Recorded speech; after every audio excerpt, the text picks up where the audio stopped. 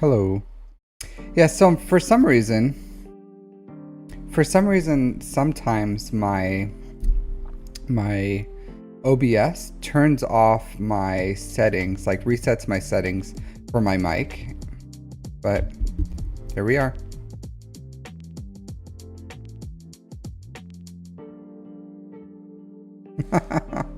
Yeah. So it's just for the. It's because it's still the Thanksgiving weekend, Dr. Wiley. So, am I calling you guys a bunch of turkeys? Some jive turkeys, maybe? But, yeah. I thought it was funny. I thought it was a funny image. But just running off that Thanksgiving weekend high, right?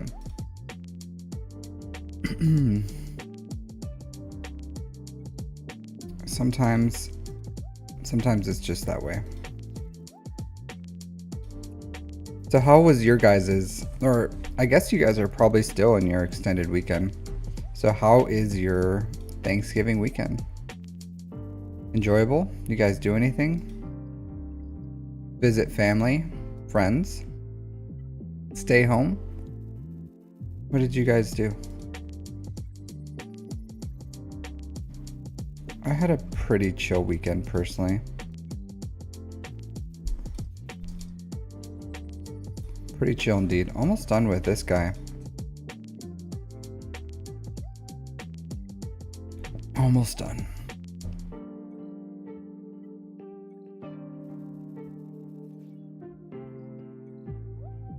All right. Multiple Thanksgiving dinners? That's a lot of Thanksgiving dinners. Why multiple Thanksgiving dinners?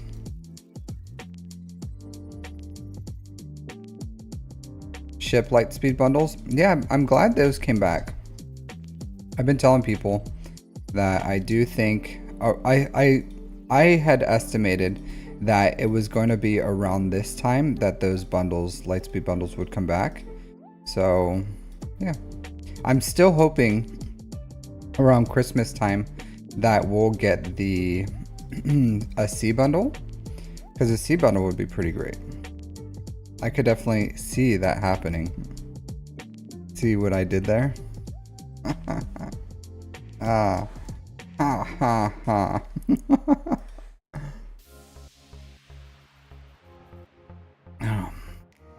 Visited 3 different families. Nice. I personally did not have a Thanksgiving dinner. I went to, cause it's just my wife and I over here in Okinawa. So I had, what'd I have? We went and saw Wicked, and then we, yeah, so we saw Wicked, and then we had Hawaiian food. So that's pretty good.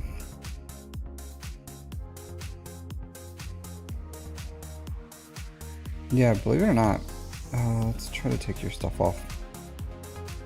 Even if I kill Cat here, which I probably will, with Plo and gas, there's a chance that yeah, let's keep going all in on this guy. Hey Daniel, there's a chance that they will still win this. It's pretty crazy. Oh, let's kill you.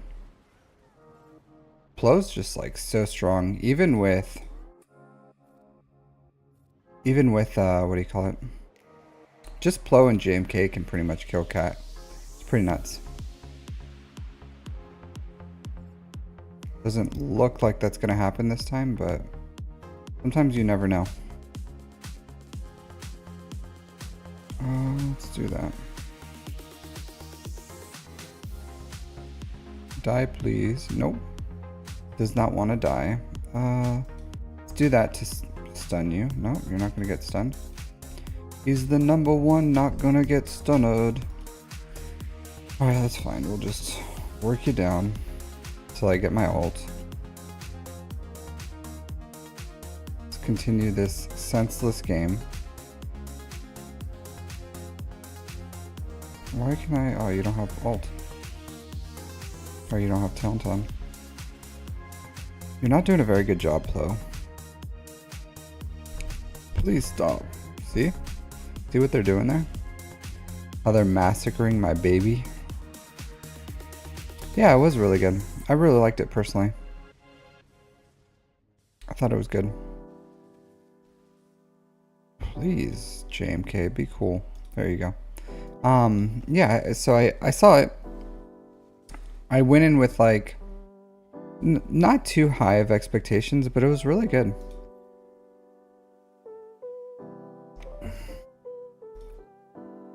Really, really good.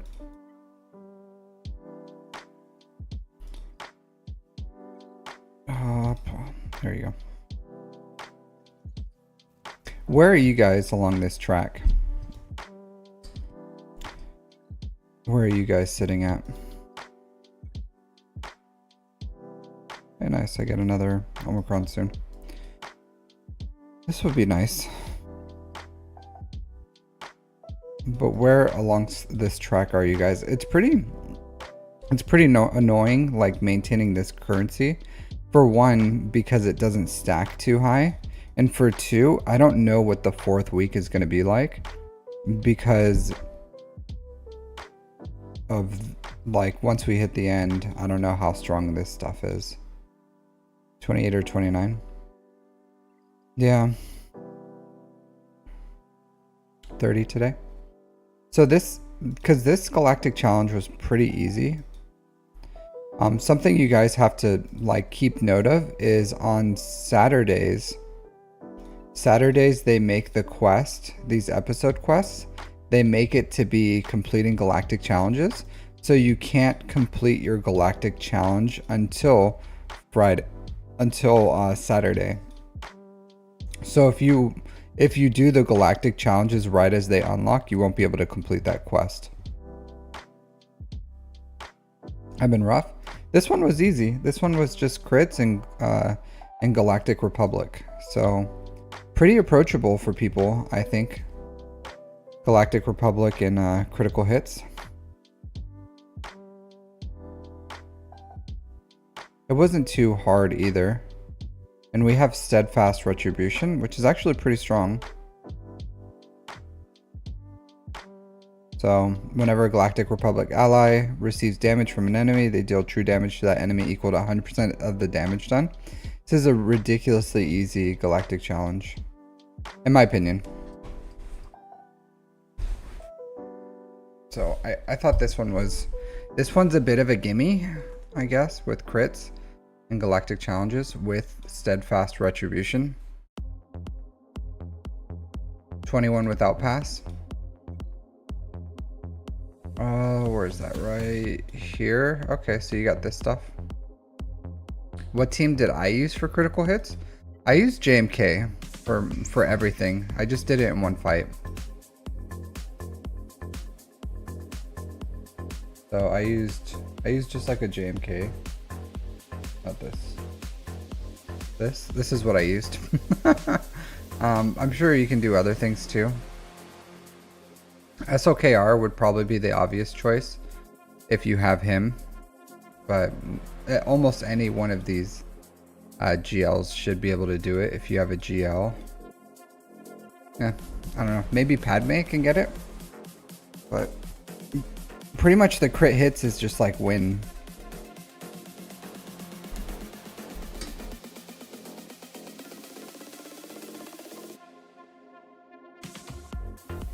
You're in the 40s. Did you buy the $40 pack?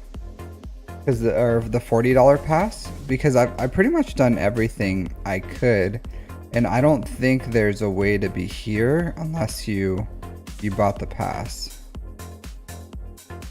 Which there's nothing wrong with it, but as far as roster reviews, so there's two ways to get roster reviews. So in my Discord, you can submit here Captain's roster reviews, and then you'll get on the wheel.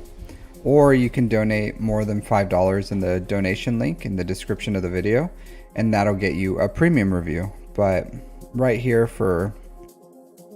is free, but it is random, so you'll just get on the wheel. And if you order a premium review, will I do it shirtless? Oh no. No. I'm too old for that, Egnards. I'm too old for that.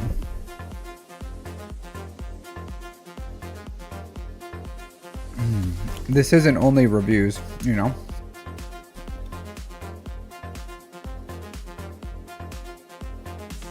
Oh, 7-star Huang. Yeah, maybe. Yeah, sorry, Egnards. Maybe I should be like Calvin Awesome and get like a bow tie and some muscle shirts. I could probably do that. Alright, let me get my coffee. Take a little sip.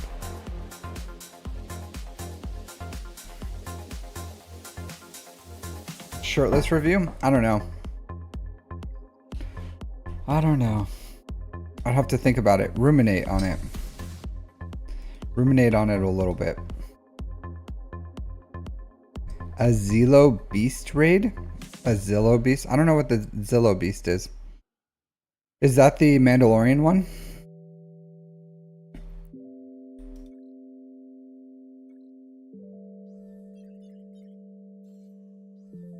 Your ult is 26?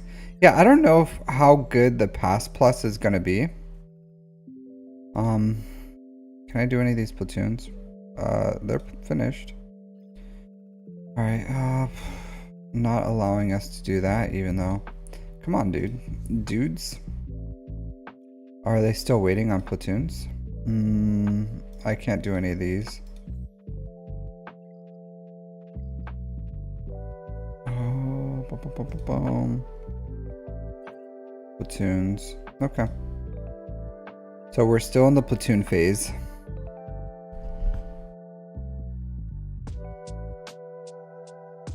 I called you guys a jive turkey. I did because in my thumbnail. Yeah. All right. So yeah. So I guess I'm done for my daily stuff. I can't do TB. I don't have any mod work to do today. So yeah, we'll do that. Yeah, I am interested to see how good this bonus reward is. I don't know. I think the amount of currency we can hold is too little. 30k seems really, really low to me. So I would like to see that amount increased, but 30k does not seem like a good amount that we can hold.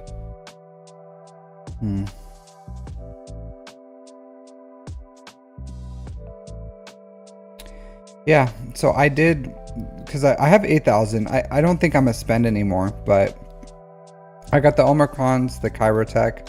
I bought these injector salvage pieces just because we don't get them anymore, and I think if I don't buy them, I don't know how my income will be, so I'm still buying these.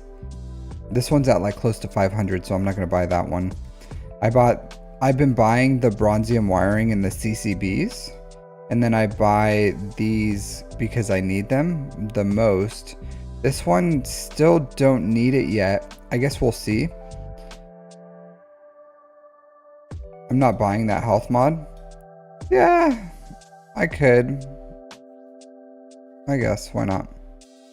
But it's not a 29 speed mod. What I'll show you, I'll work it right now and I'll show you exactly what that 400 currency was worth. It's probably nothing. It'll probably be negative credits is what it'll end up being. Where are you at? Here, let's do this. Work 5As, sort by speed. Where are you at? This one? Yeah, it was this one, right? Yeah. All right, let's take it to 12 and see what happens with it. Oh, look. Absolute straight garbage. Yeah. Oh, I guess I continue on. Guess it wasn't destined to be a 29 speed mod. You have like 800 plus of each? Yeah, I think at like 500, around 500, I'll just like sit on them. But I don't know. Until I hit that amount, I'll still buy them. I would like to buy all the, like I would like to buy this and this. If I didn't have to buy these, maybe I would buy this and this. I don't know. But I want these. I want these 100%. And then I need these. And then the rest is negotiable.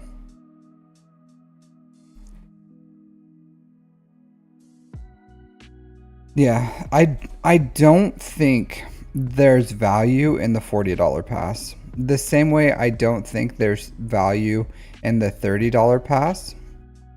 So there's absolute value in the base level passes, but I don't think there's a value. Even if you could like afford it and it's nothing for you, I would say just buy more crystals for more refreshes and conquest.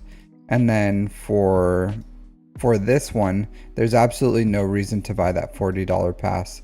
Maybe if we could refresh the node and we can get more Omicrons or something, but this one, these, yeah, I don't think there's value in it. All it is you get more of this currency for $20, which I don't think translates very well into rewards.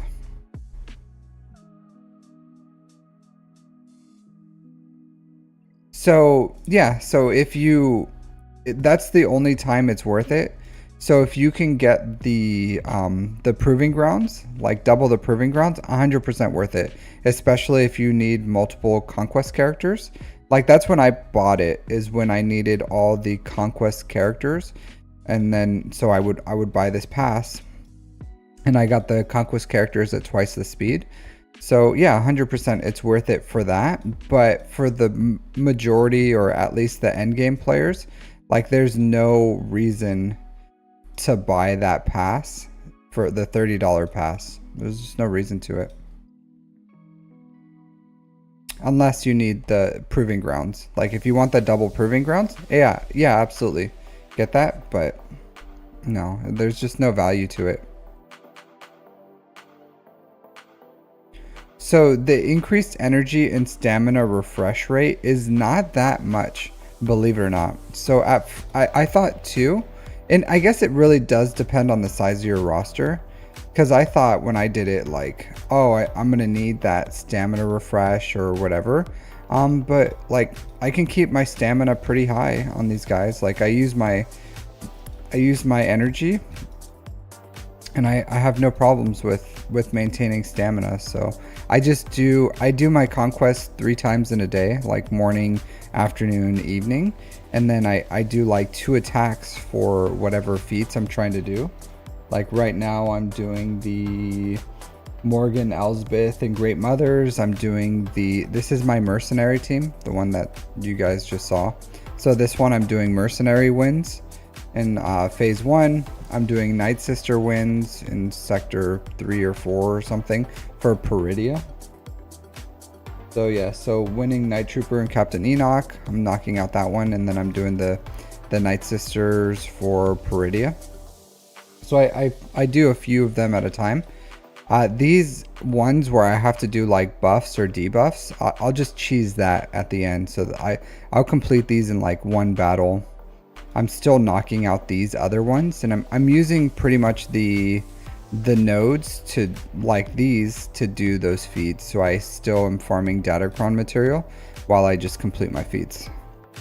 So, but I'm super inefficient. I'm not an efficient player when it comes to like these things. So I still have to like do some of these boss feats and stuff, but I don't know. I'm not an efficient conquest guy. I really am not, because some people will do the feats as they're going through these sectors. I just blow through the sectors as cleanly as possible while doing some of the feats I know aren't going to cost me stars. And then I'll come back and complete all the feats that I can't do cleanly, but I just need the wins. Hey Appley, how's it going? Yeah. All right, so let's start with the roster reviews. Let's see. Let's open up my list and let's start updating them. So let's delete Anthony's because that's a double request there. Streaming roster reviews.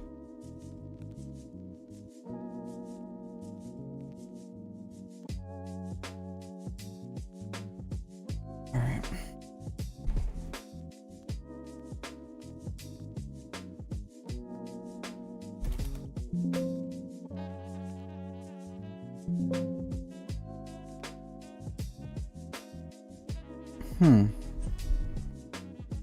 That's funny. So there's someone who put a request in for a roster review saying he's waiting for 4 months, but I'm pretty sure I reviewed him. He probably just missed it.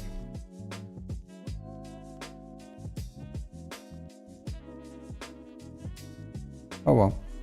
I'll add him again, because I'm not going to go find it, but oh well.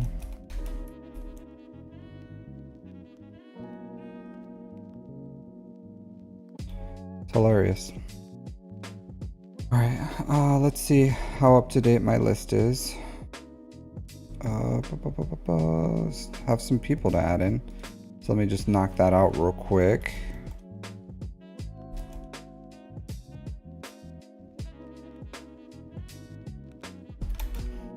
So while I do this, how are you guys doing? So last night I had amazing Mexican food, just like ridiculously good Mexican food, which is very difficult to find in Japan. So there's a restaurant that opened like 6 months ago in my area, and I tried it for the first time yesterday, and it was ridiculously good. And now my stomach kind of hurts because I ate way too much Mexican food.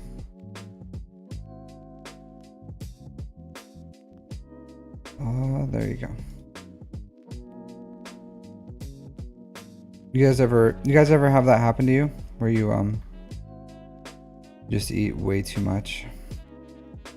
It's so good. What did I order? So I had a California burrito with we ordered chips and salsa, and then I had a California burrito plate. So it came with like Mexican rice and beans, and the Mexican rice tasted like my mom's, which is like, I don't know how to tell you guys this. My mom's Mexican rice is delicious. So it was ridiculously good. I'm 100% going back. 100%. It was ridiculously good.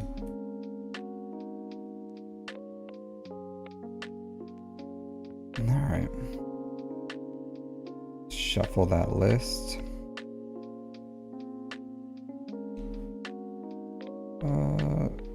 Hide these. All right. Now you're hungry. Oh, guys, it was heavenly. Out of tinfoil? Well, it was, I had it wet, Egnards. So they have an option where you can have it wet. So they put like a green salsa on top of it. So it was, I had to eat it with a fork. I couldn't like, you know, because it was a wet burrito. Oh man, it was so good. It was so delicious. Oh, I tried, my wife, next time I might order the carnita tacos. Oh, I tried like just a little piece of her carnitas. Oh man, they were so good. So good, just seasoned to perfection. A wet burrito sounds unpleasant. It's just a different. There's plenty of places that have like a wet burrito. It's just a wet burrito is just a burrito that has like either red or green salsa poured on top of it. So almost like an enchilada, except it's a burrito. It's pretty good. Yeah, it's like it's an actual thing. I don't know. So I like it. Next time I'll probably smothered. Yeah, smothered. Yeah, a wet burrito, I guess.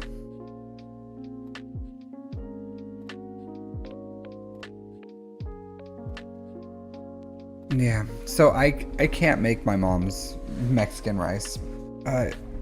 I'm sure if I tried, but Mexican rice is actually pretty difficult to make. But it's super delicious. So I'm definitely going back. We'll see. I'm aiming for those carnita tacos. Those carnita tacos will be mine again. All right, Ryan Hazmen. But the California burrito was good too. It was too much food. It was like so large. And then because I had it wet, I didn't want to have it as like leftovers. You know what I mean? Because if you have leftovers of a wet burrito, it doesn't, in my opinion, it does not make good leftovers. So I wanted to, I finished everything in one sitting. It was way too much for me. Ryan Hazmen. All right, so Mr. Hazmen, we got with the Mosley Isley's Cantinas. Mosley Isley's Cantina. Okay. 1.7 million GP, 1 million in characters, 700k in chips. Almost a year played. So this is definitely free to play. 100% free to play account. It looks like they're going for gas. Right? Am I wrong here? This is 100% pretty much like a gas rush, it looks like, for the most part. So they started building their separatists, they started building all the gas characters. So this is what we in the biz would call my worst nightmare of a free-to-play account. Like this is exactly what I tell people not to do, is to rush gas.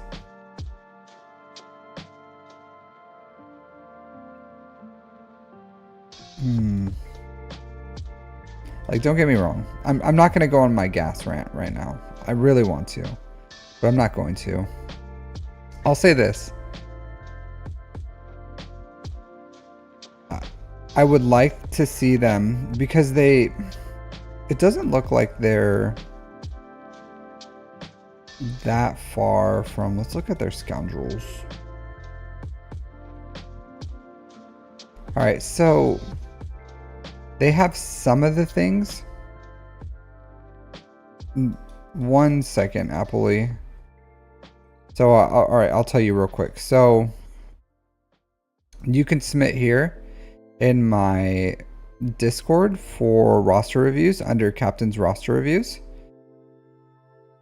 And then I'll add you, and that's for free, and I'll add you to my wheel, which I just spun the wheel. And then if you get landed on the wheel, then you can get a free roster review.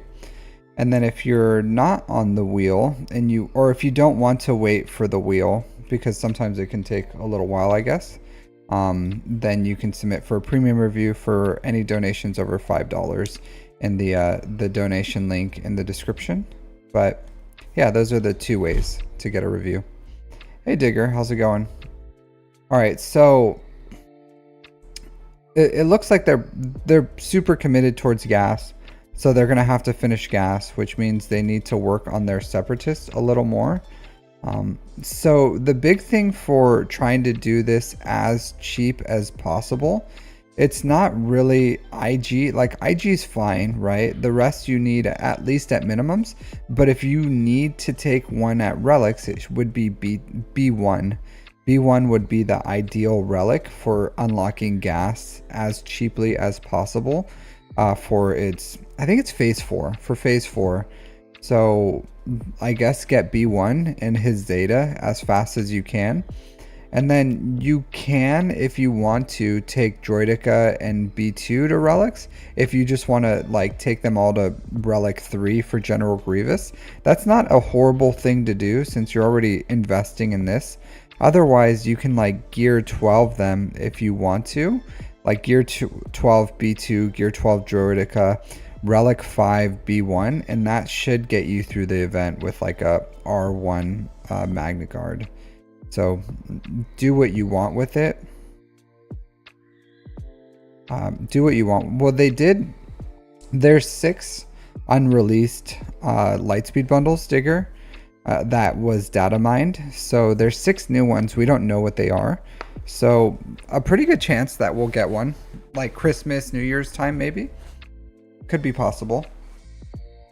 But I don't know when they plan on releasing them, but we've data mined 6 more, so they'll be there.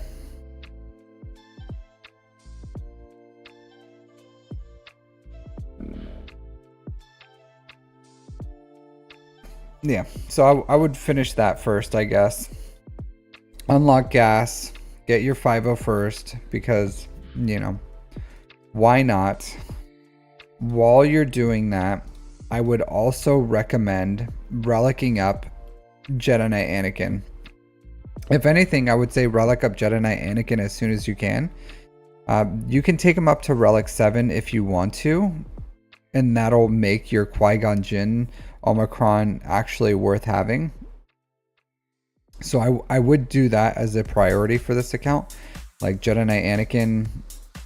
And also your main ship is the Negotiator, and that Negotiator fleet is really important, having a fully functional Anakin for this fleet. So yeah, I don't want to. You gotta help them where they are, right? You gotta help them where they are. It's like golf. You gotta play it where it lands, right? You gotta play it where it lands. So I gotta play this review where it lands, and this guy's going for gas, so I might as well help him get there. So you're gonna want to relic up Jedi Knight Anakin. After you're done with gas, you do want to get his 5.0 first up and running, which you don't have unlocked whatsoever. So start. You're gonna want like 5s, Rex, Echo, Arc Trooper. So get those up. Like Snips does not go in the team. You're not gonna use Snips, even though she's 5.0 first. So she's not a clone trooper. So you want the other 5.0 first clone troopers. Take them up to like relic 3 at least is probably fine for gas at least, and then relic 7 gas, and that'll be your gas team. Once you're done with that, you need to start taking care of business, and that means you need to start farming for Executor. The good thing is, while you're finishing gas, you can do a lot of the Executor farm while you're doing it. So finish farming all your bounty hunter ships. So IG 2000, farm him up. I think you have your Empire. Yeah, so you have this finished. So finish your IG 2000, get it to 7 stars. Farm the requirements for Beskar Mando, and you need to get BAM up and running as soon as you can, and ensure that you're saving your fleet currency, at least 4,000, to buy the Razor Crest shards out of there. And then you go all in on Executor. Once you finish Executor, then you can finish up your Imperial Troopers a little. I have an assault battle guide for that, so you can finish just a quick little stop with Imperial Troopers. And then probably like Poncho Bros would probably be good too, at least relic 7. And then from there you can do whatever you want to do. Farm your first GL, whether you want to go for like SOKR or Jabba or C. C is actually a pretty good first GL if you do Executor. So whatever you want to do. That's what I would recommend for this. for the sad state of this account. It's going to be really slow. Man, I really do need a faster way to recommend or to do this. So there's 2 ways to get a review. So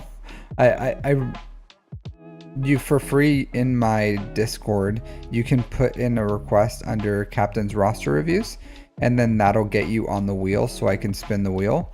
If you want to, you can donate, and then if you more than $5 for a premium review, and you'll get your review today, is what you can do for as far as how they work. Hey Moi, how's it going?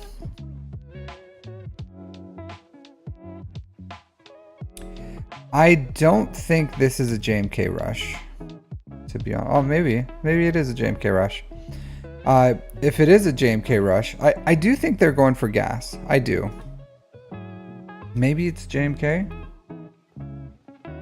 Man, the problem with JMK rushes is this. Wat Tambor.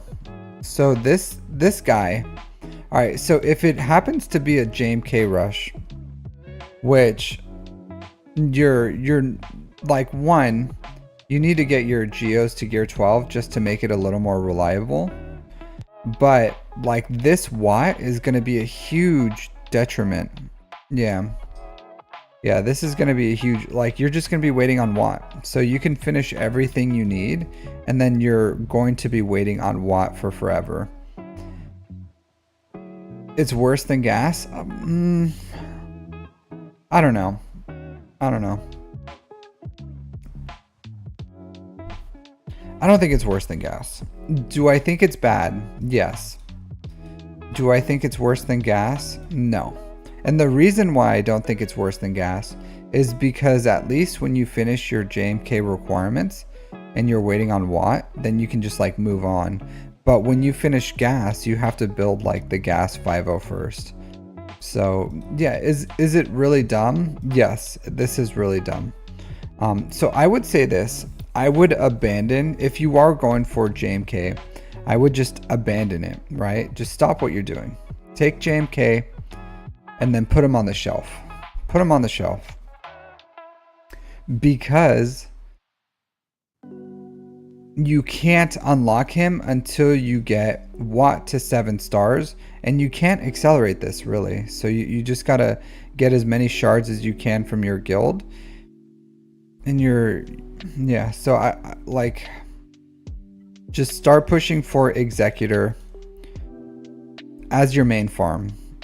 Go all in on Executor while you're waiting for your Watt, and then even you're not gonna have Cat for a while until you have 4 million GP.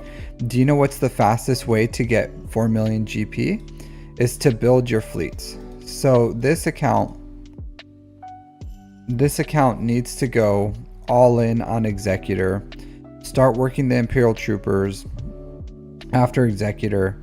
Then you can, after that, you can finish the Poncho Bros. So get the Jedi Padawan Obi-Wan Master Kenobi to 7 stars, maybe Relic 7 if you can in that meantime. And then once you've finished all that and you have a 7-star Watt, or you're close to 7-star Watt, then go pick up JMK. But JMK is going to be, 1, impossible to get until you finish Watt, and 2, it's not a good first GL because he needs Commander Ahsoka Tano. So yeah, is Lord Vader worse for JMK as a first GL? So Lord Vader has its own problems because you have to get like gas, and he's really expensive. JMK, I think in the long run will pay off. So if they get JMK and then they unlock Proving Grounds and they get Cat, then that's a phenomenal team, like S tier team, and then it will pay dividends after their, like, I don't know, 2nd year of playing or something. Lord Vader is good, but they're both bad first GLs, like hands down. And this is why I always tell people, like, build the foundation of your account get your GL fleet, get good income, and by that point you'll be like close to 4 million GP. Then you can go for your passion project and it'll finish quickly and you can actually like finish it. But yeah, this is just not a very good account for like it's just not a smart pathway, because they've been playing almost a year. They're not exactly where they need to be for JMK. They're nowhere near having their 7-star Watt.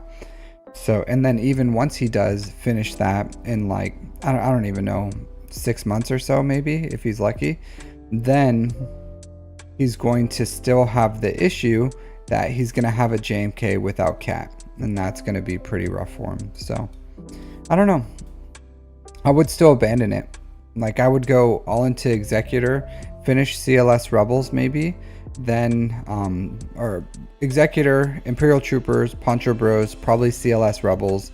Maybe at that point you'll have like 4 million GP, you can start earning cat shards. Still probably would tell you to go like Jedi Knight Luke Jabba, and then after that hopefully you're close to your cat shards, you can unlock JMK. But in the meantime, like this is just not very useful of an account. Like it's just gonna struggle. It's not gonna do great in Grand Arena.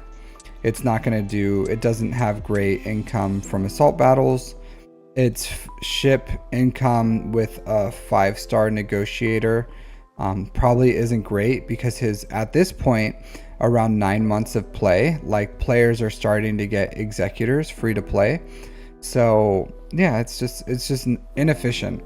So, but if this player wants to keep going for JMK, you can keep going for JMK.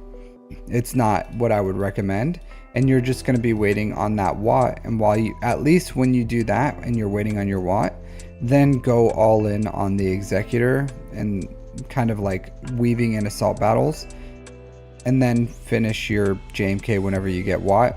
You're going to get a lackluster GL, but hopefully you'll soon finish Executor, start getting better crystals. You can use those crystals to refresh the Proving Ground node for cat, and then you can get like JMK cat sooner, hopefully. But yeah, not super efficient.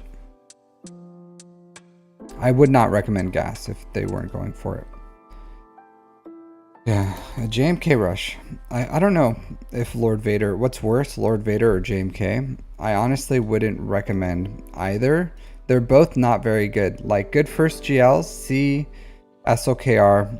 I guess Ray, if you're into that kind of thing. I do recommend Jabba though, as your first GL. But if you're completely free to play, I think there's merits of going with SLKR.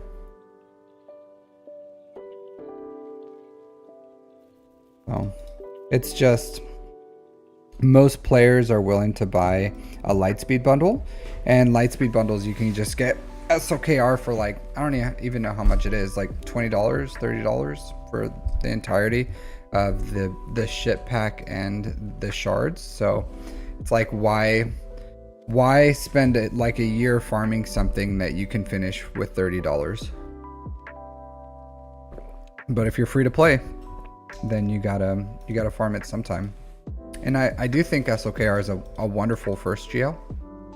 I had no problems with him being my first GL. It's just after your first GL, I think you really should go for Jabba.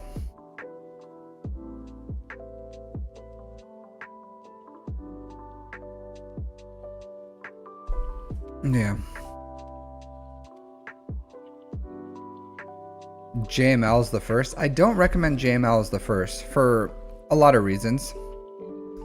A big reason is in Grand Arena, you want your first GL to be on defense, and JML is a wonderful PvE and offensive GL, but he's horrible on defense. So it kind of like, you just have a disadvantage there. So I do think SLK are probably the better defensive GL than JML. I do.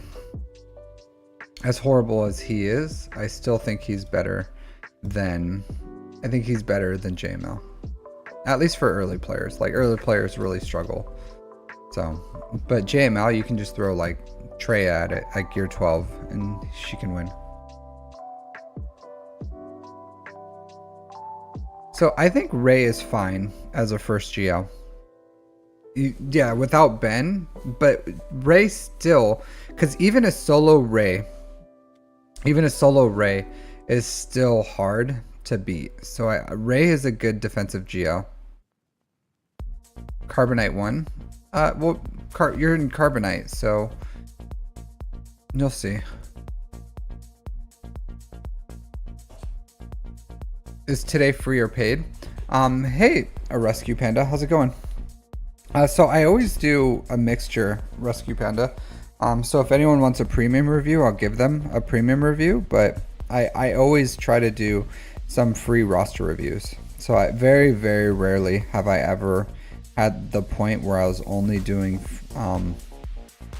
paid ones. I always like to do to spin the wheel a few times. So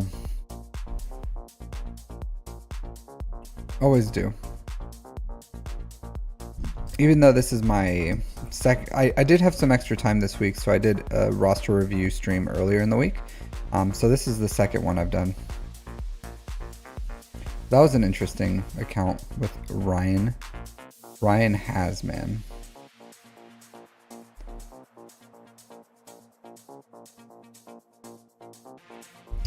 I don't lock it behind a paywall. I do have one thing I lock behind a paywall. I do, and that is the mod workshop. So the mod workshop is not because it takes me like 2 to 3 hours sometimes to remod an account. So that is not a free service. So everyone who is on my mod workshop it's pretty much a paid service. But that's it. But I will say, for me to remod an account is way, way cheaper than the other people who pay to remod accounts. So, but that is the only thing I paywall is I'm not gonna like sit here for 2 to 3 because it's not even it's takes so long to do that I couldn't if I made it free. There's no way I could handle the amount of like time to do that, if that makes sense. So I couldn't handle the volume. There's no way. No way at all.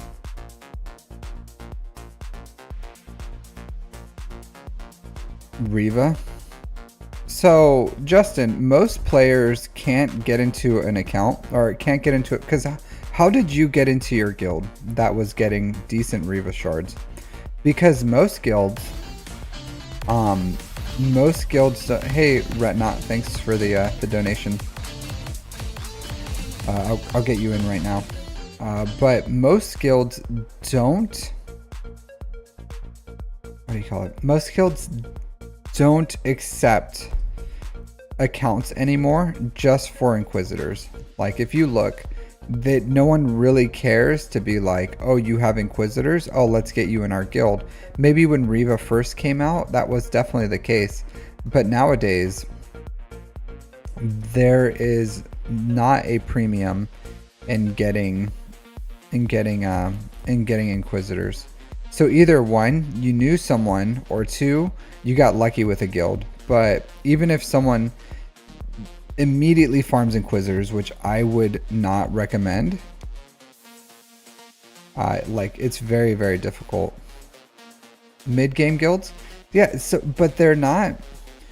Mid-game guilds should not be accepting an account with 1 million GP, because a big the game has evolved, right?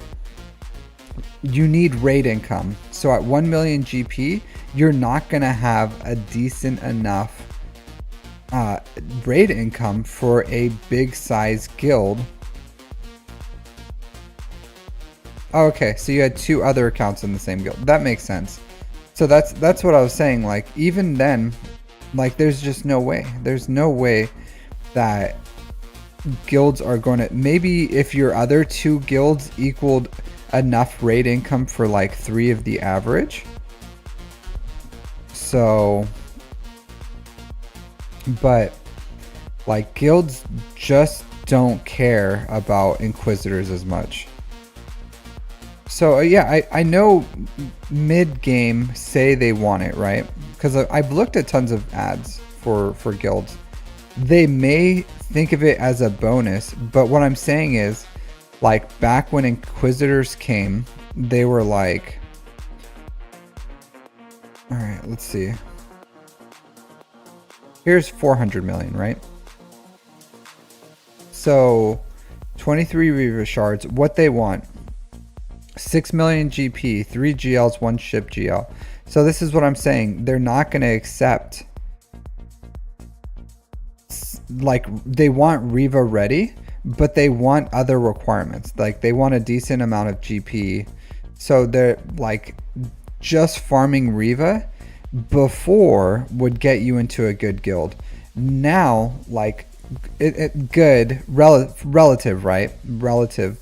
But now they're not going to accept players just because they're Riva ready. And while these guilds want Riva, like, I think that's silly. They should be going for better things. Like, I would rather, as a guild, push for like Zepho or Mandalore if they could handle. Probably Mandalore is a bit steep because it's not even accelerated at this point. But like Zepho, I think Zepho is the better first guild push, and then you can go Zepho into Mandalore, and then you can start working on your Riva after that. But I think guilds have it backwards, because Riva, while good, is not the same as getting like Chirotech income that you get for those. And this is what I'm saying, like, top end guilds, higher end guilds, they want everything. So there's no more like secret sauce for finding a guild. Like, it's like, hey, we want it all. We want 9-10 million GP. We want all the GLs. We want multiple GLs and GL ships. We want you Zepho ready. We want you Mandalore ready. We these guilds don't care about Riva. So, like, none of these guilds will ever say, like, have your Inquisitors. Like, no one cares. See, Zepho max, Mandalore max. That's what they care about. No one at the higher end of like late game. And of course, these guys just want, if you're anywhere like 560 plus, they just want everything. Oh, is she fully accelerated now? Nice. But the big thing people want, the higher you go in guilds, the more that they just want literally everything. They want literally everything. So, and then even the higher you go, the more strict they are on, not just on wanting things, because they don't care about, like, if you have everything. They want performance. So they want like high mod scores. They want high raid scores. They want you to get either have a ton of TW Omicrons or to get good waves in TB. So they, like, the higher you go, the more demanding guilds are. And if you're in like, yeah, a mid-game guild, then they're going to want Riva, because they're all farming Riva, and for some reason that's the first thing mid-game guilds focus on for TB. But the higher you go, they want Zepho Mandalore. Higher than that, they want performance in all events that they are either what they focus on or whatever. I'm sure there's still casual guilds at the higher end, but they're probably like smart casual, where they still want you to participate and do things and have like decent rewards and everything. And I've heard of people getting kicked out of guilds because they don't perform. So it's not even as simple as like, if you suck pretty much, then you can be kicked out for pretty much sucking. So it's not always as simple as people say it is to find a good guild. Like just I don't know. I think the guilds now are just like super demanding, but I think it makes sense, like with how important guild income is, and having like focused players and also like performance, that it would make sense that guilds are just like getting more and more demanding for what they want. All right, Rettnot, I don't see you in chat. What's your chat name? With the crazy Germans. All right, let's see. But I don't think it's a bad thing that guilds, there's no more, because it really does, like back when Rote first started, I'm sure everyone remembers where they were like, hey, farm Inquisitors, or if you have Inquisitors, then you can get into a much bigger guild because you're Riva ready. And that was very big. And then people were leaving because to join bigger guilds because their guild wasn't getting Riva shards. But now, for the most part, like end game, late game players have Riva or have their shards. Because even if you get like 10, that's 20 a month. Stuff adds up over time the longer she's out. All right, so Rettnot, if you want to, you're welcome to join me in Discord so we can have a chat about your account. No voice chat, 2 a.m. Okay, no worries. All right, so let's look at what I'm gonna read your thing again. All right, so need some advice. Last review was some time ago. Just unlocked Java. Have no clue how to proceed. Was thinking about Ufus for Jedi Knight Calcustis and Malicos or current meta. All right, 7 million GP, 4 in characters, 3 in ships. Where are you at? Oh wow, so you haven't even been playing a year yet. So this is a good amount of stuff spent. This is insane. It's like 9 months of playing. You have 4 GLs. You have Executor. You have Marauder. You have a Marauder. You have the Negotiator and Malevolence. Man, do you guys remember what 9 months looked like before? 9 months, a long I've seen people at 9 months and they still have like gear 11 or gear 12 is barely their highest. This is insane, the amount. And you have Queen Amidala with R9 Poncho Bros, R5 Marin. You even have a decent amount of, you have Luthen too. Did I get that time right? Did I look at something wrong? Do you do your dailies? Some people, I have seen people before where they're like, I just don't do my dailies, bro. Like I just don't do it. But do you, like, yeah, this is some like cash spendar-ing. No hate on spending some cash, but this is like mid-game whale right here. Mid-game whale. Whale ho. All right. So I like the Poncho Bros. A bit of, I'll say this. I don't know how you are with your Omicrons. But I would say, as far as Omicrons go, you don't always have to do 3. Usually 2 is fine. Usually. Like you can do 2 Omicrons on Ben, you can do 2 Omicrons on Queen Amidala, like 2 Omicrons on Starkiller. The triple Omicron characters, I don't know about Luthen, honestly. He's a good character, so if you want to triple Omicron him. I haven't really looked at him too deeply enough to be like, what do you not need? But usually you can go buy. And usually the only one I recommend is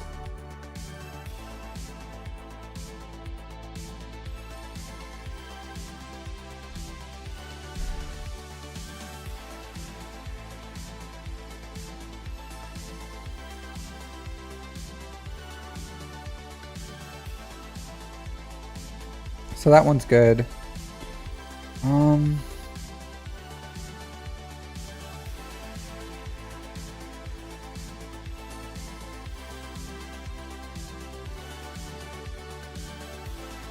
So maybe I probably would like skip out on his basic, even though it's good, but you can usually get by. You can usually get by on 2 Omicrons. So the only one I recommend 3 is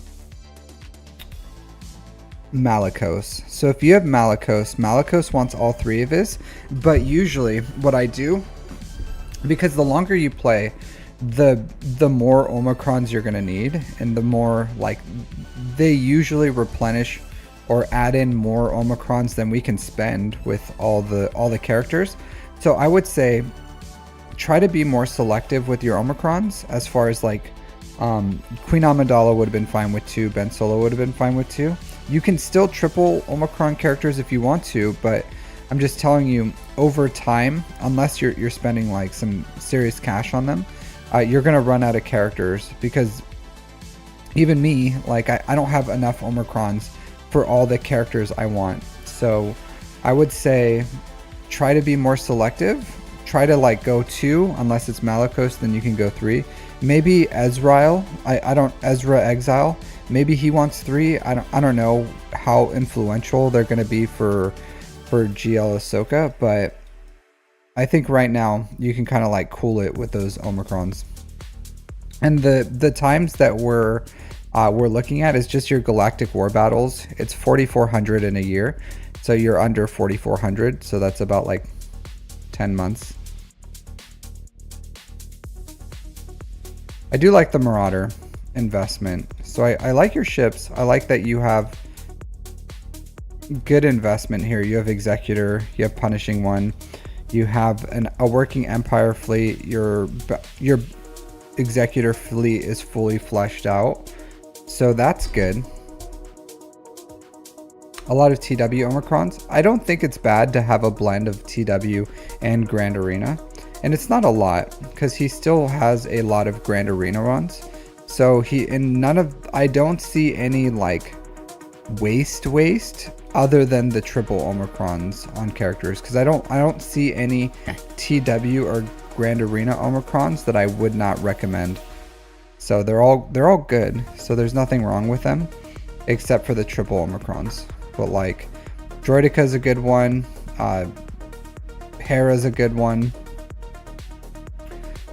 Poggle's a good one. So all these are good TW Omicrons. It's just a personal judgment of where you use them as far as GAC or TW, and I think it's good. I think his level of GAC to TW Omicrons is fine. I think it's perfectly fine. So I don't see anything wrong with how he's using his TW Omicrons. And I don't think it's too many, personally. Like, he doesn't even have the Captain Phasma one, which is good. It's still a decent one, but maybe not as necessary. So he's teaching the turkeys. In this situation, Depressed Wampa, you guys are the turkeys. Yeah.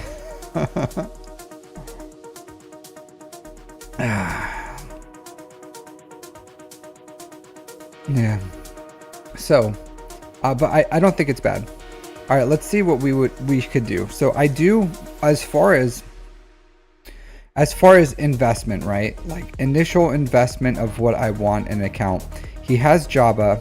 He finished JML. He has Executor. He's probably getting good fleet income. Lightspeed bundles, Jabba, perfectly fine. Poncho Bros, R9, excellent. Imperial Remnant, I would be farming these guys. So I would, that mug is huge. Yeah. So Death Trooper, Captain Enoch, Night Trooper, I would be farming these as a side farm. I do think GL Ahsoka is going to be an important character. So I would get them up to snuff. So I would slowly just single farm all the GL Ahsoka requirements, and then you can go for her once you have your shards.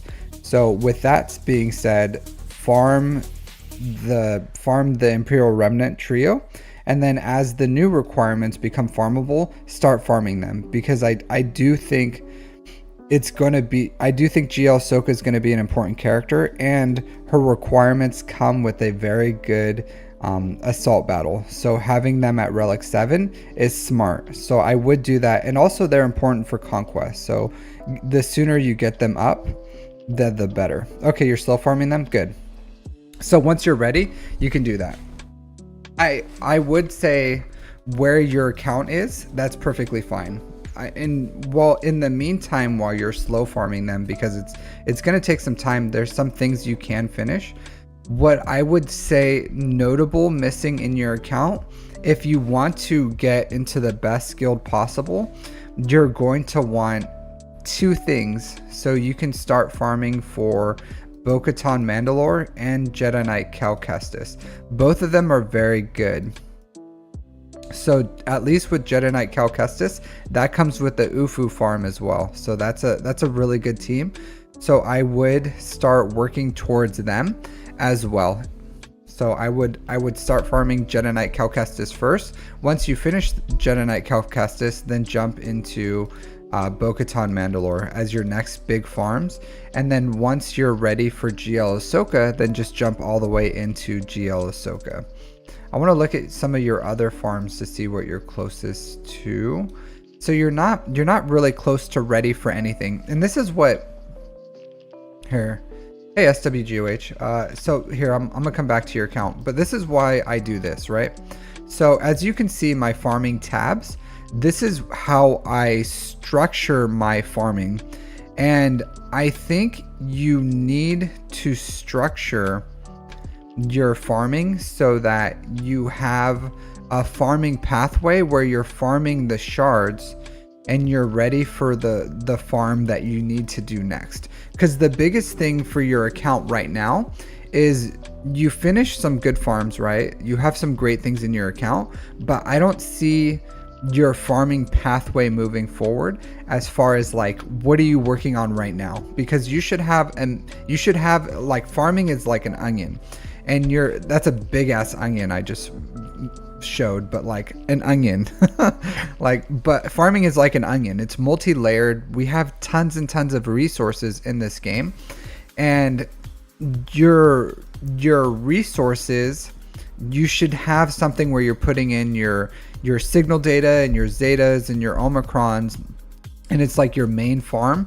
But I don't see a main farm right now for you, but because you probably just finished your stuff. But now that you finished, I don't see the next farms ready as far as like shard farm, because if you're like, okay, I'm probably going to go for Jedi Knight Cal Kestis next, your shards should have been finished for Jedi Knight Cal Kestis, so you can jump straight into it.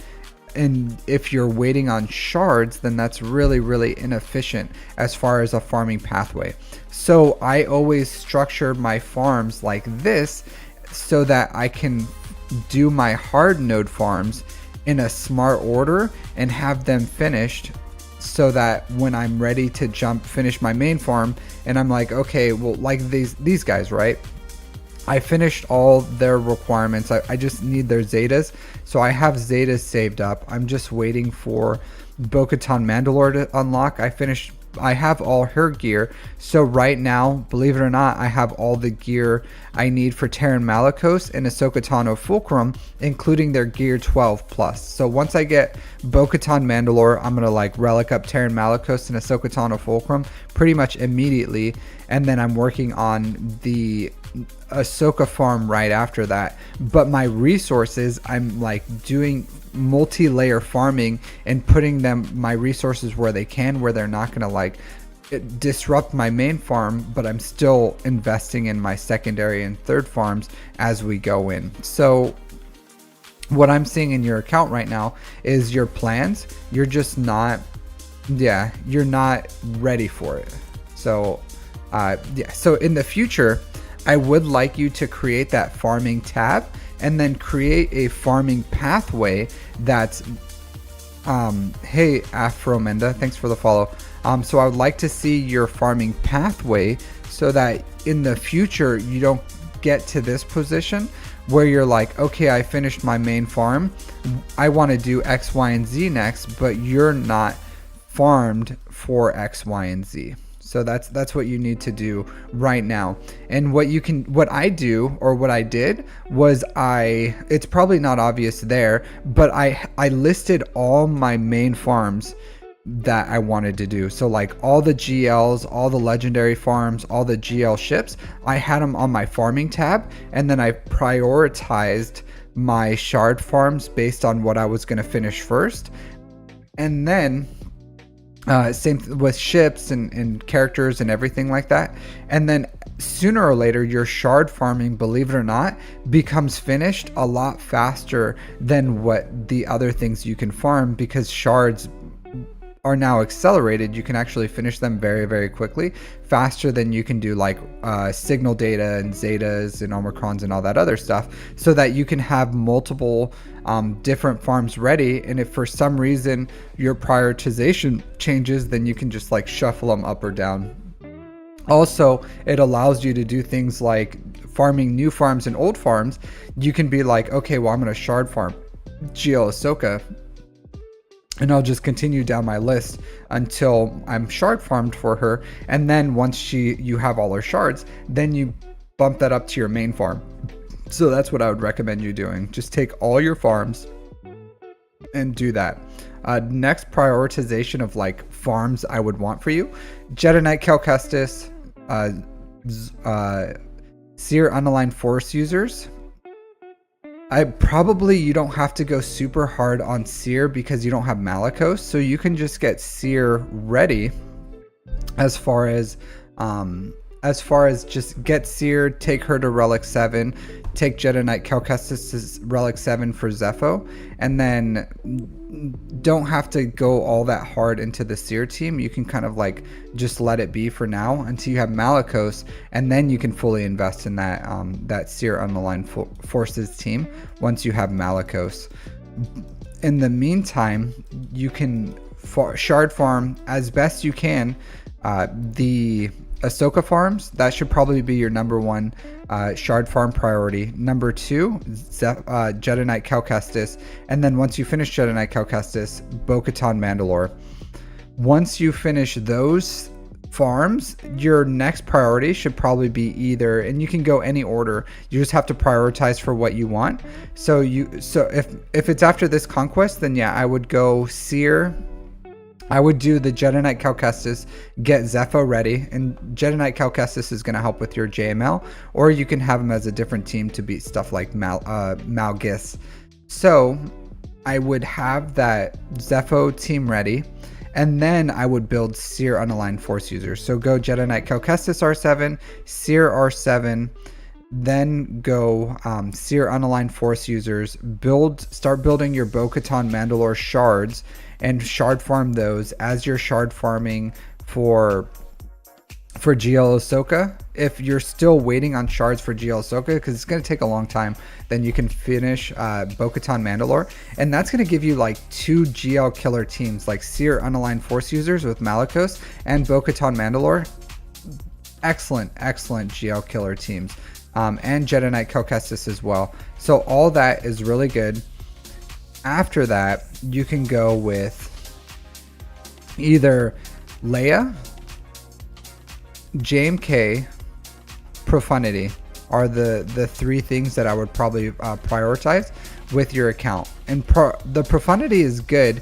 It's a Leviathan killer, so you'll want Profundity sooner or later. Also, I do think sooner or later they're going to Ezra. Yeah, I think Ezra 100% would be worth farming. 100%. So you can take Ezra even to like Relic 3, Relic 5. You don't have to be crazy with it. and you put him with Ray, and then you put that team on defense, that's an excellent defensive team. So yeah, if you get access to Ezra, you can just like slot him in there, and then once you have GL Ahsoka, he'll go with that team. In the meantime, he'll be a lifter for Ray. And I do think Ezra is comparable to Commander Ahsoka Tano. I think he is like an insane lifter unit on par with Kat. So if you have Ezra and you can unlock him, I do think it's worth fully investing in that character, especially if you have like a Rey or even a Jedi team, you can use him. So excellent character. Just slot him in. Same thing like Malicos, just slot him in. The problem is Ezra could probably deal with like one Omicron until you have the GL Ahsoka one. But I don't know. Like I do think these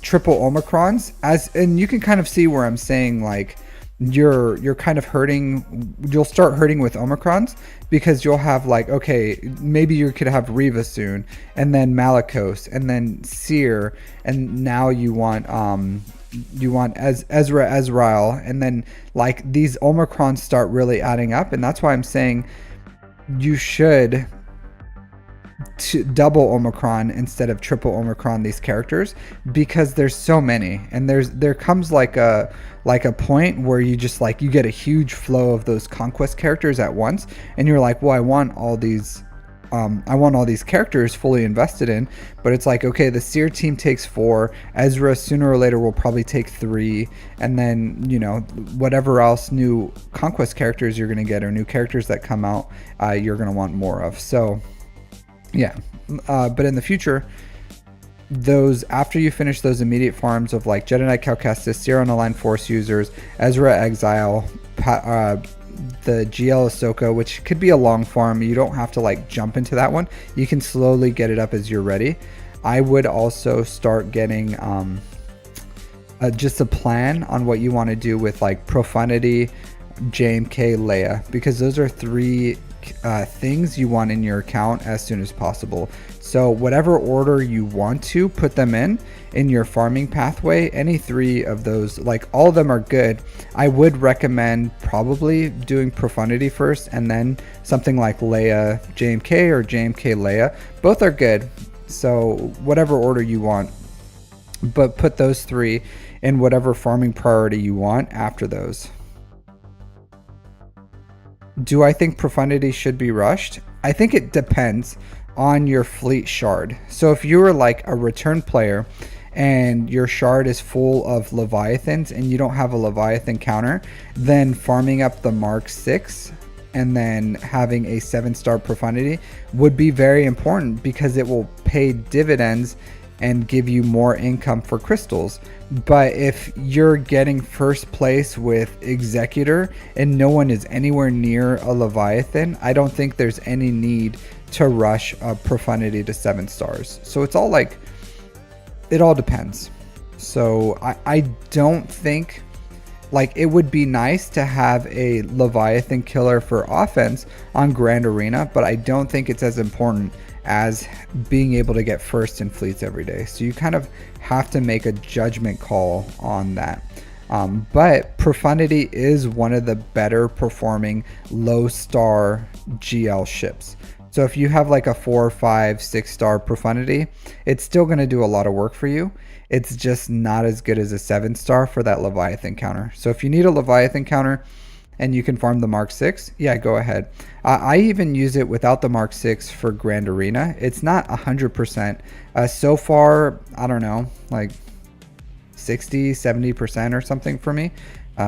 Sometimes it works, sometimes it doesn't. But it still is an option to one-shot a Leviathan, because I put my Leviathan and Executor on defense. So, you know, right now, probably the better counter, if you wanted to, is you actually have the endurance counter.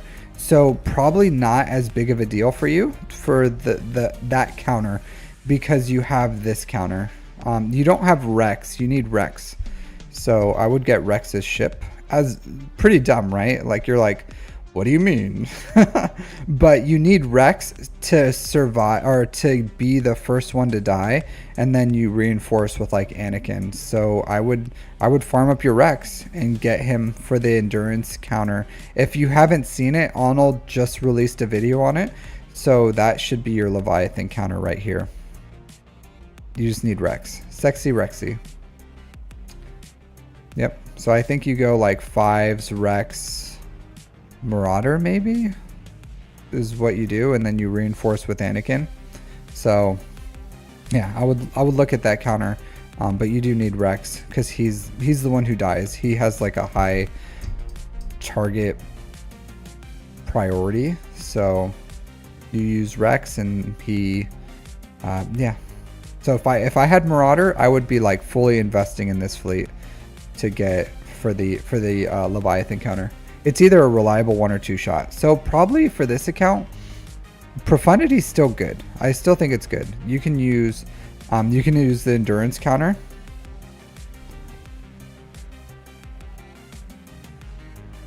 Yeah, so it's pretty good. It's actually pretty. It beats executors too. So you can use the endurance to beat executors, or you can use the endurance to beat Leviathan. So it's the endurance meta right now. The endurance meta.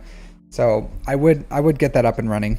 Side farms, like get this guy up and running too. Like you have the TIE Defender.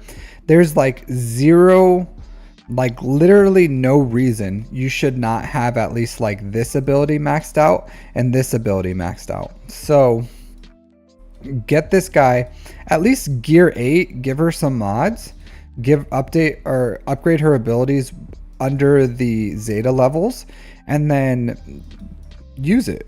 Like this is like a good ship that you have that could elevate your Empire fleet to be very, very good, and it gives you the first reinforcement for TIE Defender. So get this, at least like level it to 85, upgrade the reinforcement, upgrade this ability, the prototype design, and then you'll be in business.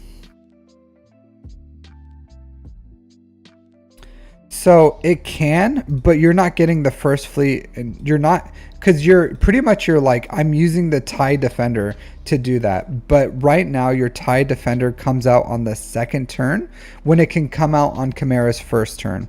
So that just shows how strong the TIE Defender is, but you're still not investing in it.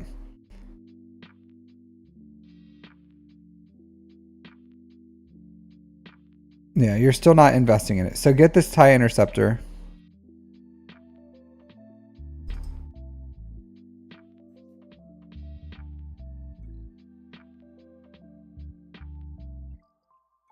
Updated. Yeah. Does it? Even without, I'm pretty sure it has to have this ability fully upgraded.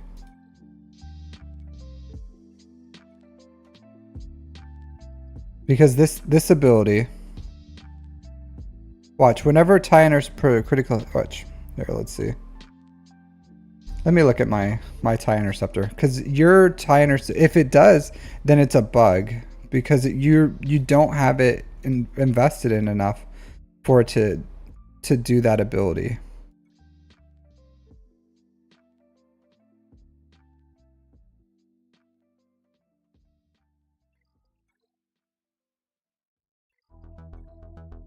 It just does it?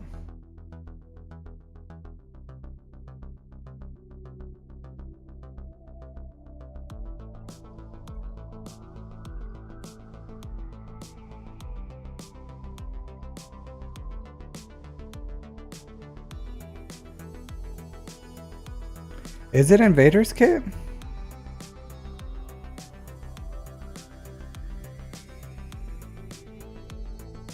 It is. Oh, okay. I always thought, I don't know why, I always thought it was in that abilities kit. Okay, yeah, there you go. I'll say this. It's still, it's still a good ship.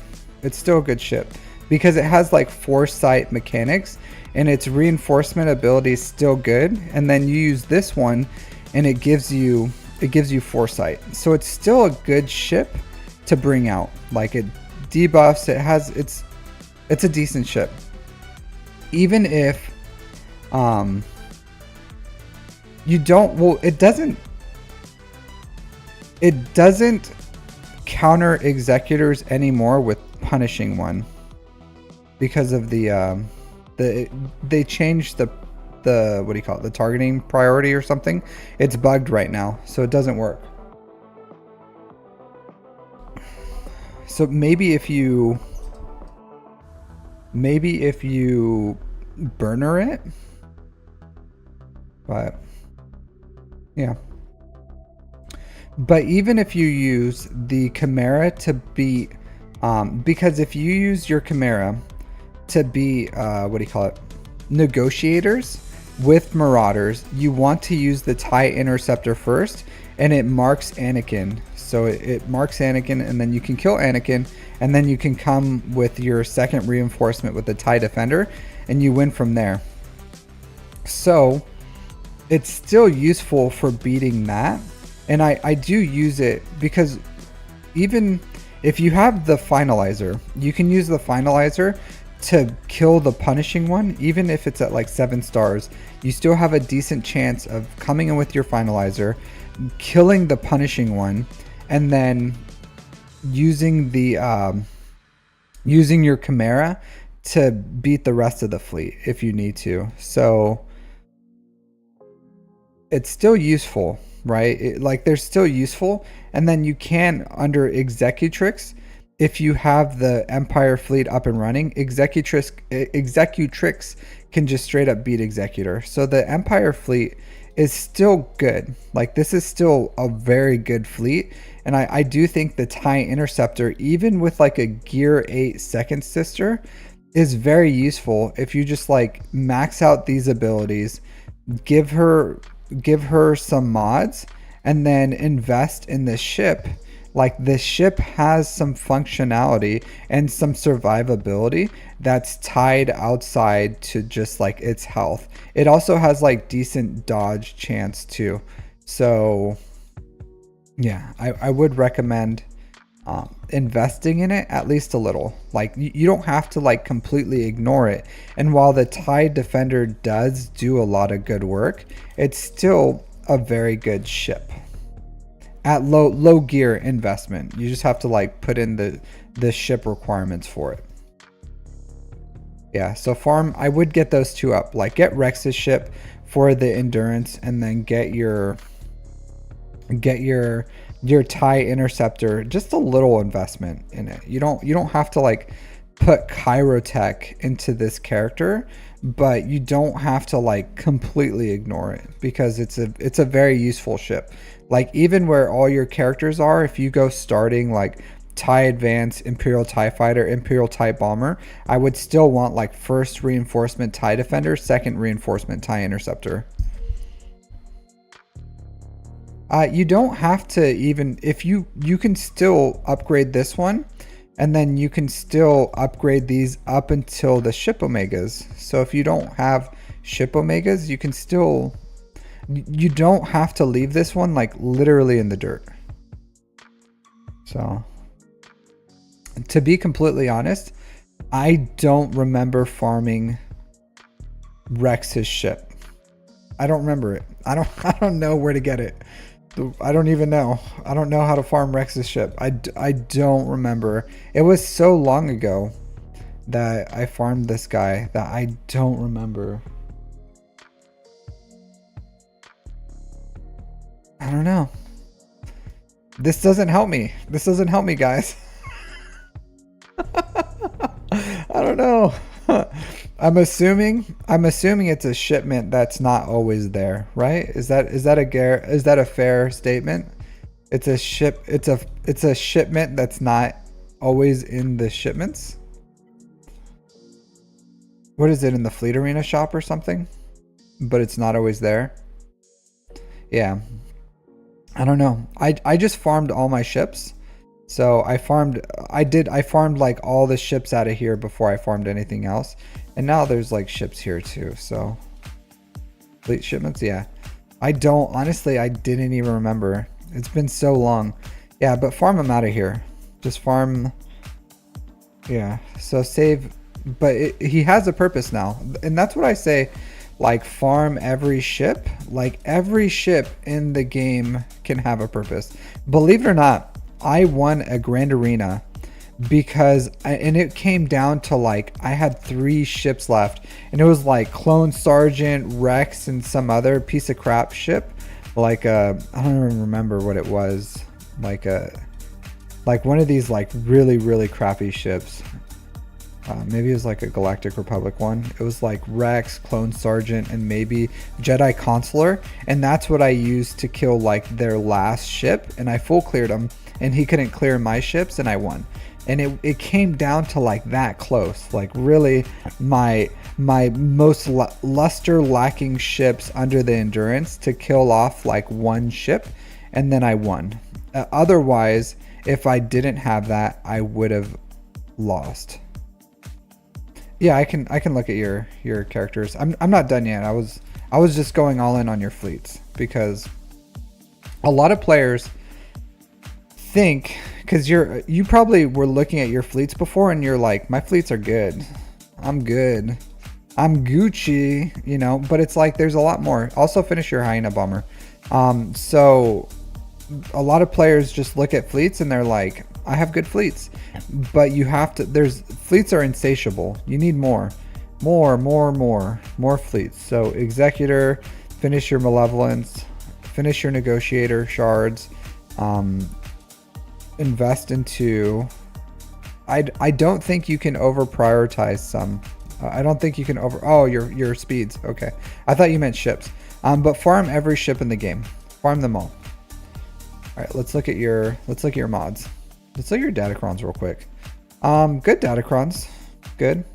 I like it. So Starkiller. This is not the best one. If you can, try to re-roll this one and this one. It's just as far as fleets, you just have to prioritize. Like, you go all in on your Executor, and then you go all in on your Negotiator, and then you go all in on your Malevolence, and then you go all in maybe on your Profundity or something, and then you go all in on your Chimera, and then you finish your Finalizer, and then whatever else. But it's just, you work on one fleet at a time, and it's easy for me to be like, farm them all. But when I say that, what I mean is prioritize them. Also do these reinforcements on pilotless ships. Pilotless ships stats are based on their abilities, so you still want to do the reinforcement abilities on pilotless ships. Yeah, so you want to do all these abilities, but you prioritize what you can. So like Geos honestly wouldn't be the super big priority for me. So if anything, these are like a little over invested for where you are, but you want to prioritize like having all your abilities for your top fleets, and then you work down. So it's not that your fleets are bad, you just have to prioritize what you can. And even you want to prioritize important ships. So like other ships that are just supplementary, like the reinforcements, maybe you can wait to get a main character or main ship fully fleshed out, like getting your Malevolence or Millennium Falcon fully fleshed out for your Home 1 fleet, and with the with the Rebel ship and where is it at, and the Outrider, getting these abilities upgraded. Maybe not your number 1 fleet, but those 3 characters are like a premium fleet, much better than like getting a reinforcement for like a top fleet, if that makes sense. So you just need to prioritize like your most important characters for your fleets, get them like 80-90% functional, and then you don't always have to like fully upgrade every ability too. You know, like this AoE, is that really important? You know, this wiggle, is that super important? Probably not as much as like this one and his basic, because usually when you're using the Millennium Falcon, like he's usually not even a reinforcement either. So you focus on like, okay, let's max out these two abilities. And then if you go to like Outrider, all his kind of Outriders, all of his abilities are important. So you just prioritize them as best you can. But I will say by the time you do this, you're pretty much won. So like these two and this, like very important, because those are the abilities you use. Probably this one too, like tenacity up and everything, really good. And then the Rebel ship, you want fully invested in as much as you can. So you just prioritize it like that. So like, even though the Millennium Falcon, you would think like, I want to upgrade everything as much as I can. Like, hey, these two, not as important. This one, not as important. So you just got to prioritize your abilities. Yeah. And then fleets, abilities for important characters, and then like just go one fleet at a time. And you'll eventually, you do beat the bottleneck. It took me like 3 years, like 2.5 years for ship credits, like 3 years for ship omegas. So you know, you've been playing for, you said, for 1.5 years, so keep playing for like 1 year and some change, and you'll probably catch up on all this stuff, at least your most important ones. It's just very hard to accelerate. It just takes time. All right, good speed on your SLKR. Your SLKR is good. Good speed on your JML. 80% potency, that's still fine. It's not like the best, but that's like super nitpicky stuff when these are like really good mods. So if anything, if you found one that had like more protection here and potency, I would sacrifice just like a tiny little bit of speed here for that. But overall, like very, very good mods. Yeah, excellent. Really, honestly, you have protection primary on your arrow and you still have 560 speed. Yeah, this is perfectly great. Like that, I wouldn't worry too much about your JMLs. It's right where you need them to be.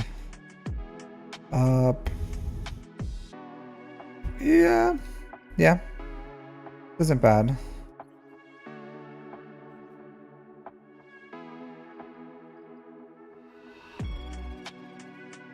Yeah, this is all good. Your GLs are good. Your Quadme, 352. So I'll say this, I don't think they need, like, Queen Amidala and Master Qui-Gon need to be like your fastest in your account. I really don't think so. So they're good. They're absolutely good. Do they need to be like blazing super fast? Like, probably not. I would like Bush to be a little faster. I think you're probably just missing this to really get her up. Like, my Bush is in like the 359 or something like that. And I do think, since she's so important to Jabba, that it's important to get her faster. I do like a pretty fast Rex too. Hermit Yoda, I think, is like, it's really fast. I think unnecessarily fast. So you could kind of prioritize some of these. Like Echo, I would make fast. You know what I mean? So I would put your fastest character should probably be like Echo, Commander Ahsoka Tano, Bush Leia, Mara Jade, Moff Gideon. Resistance Hero Finn is pretty important to be fast too. So 333, that's about where mine sits. The difference is like your mod depth. So they're good. It's fine. Like your mods are, it's fine. You can leave them there. I'm just saying that if you wanted to give them a little slower mods, they'd probably be just as effective. But like 342 is okay for Mara Jade. I think as long as she's over 330 is fine. The only time her speeds like super matter is if you're doing like a mirror. So, and in that case, you're faster than probably like half of them, because you still see a lot. It depends. On Kyber 4, probably slower Mara Jades.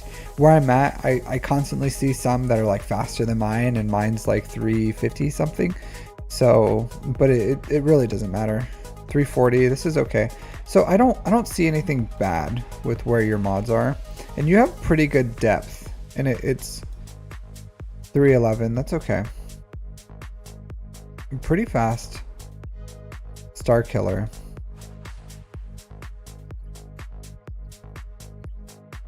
Yeah. Yes, it's good. I like this. Doesn't really do anything for Star Killer. He gets a lot of speed. So I would rather you have one that has like percent health or offense percent here than just a really blazing fast offense mod there. That's not a bad mod overall. So, but like Star Killer is really stat hungry. So I would like to see that one moved out for something else.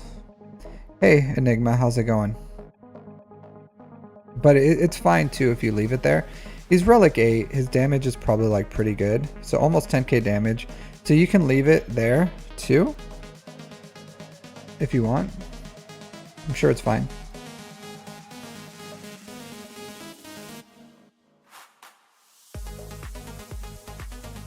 Yeah, I don't see anything wrong with your speeds.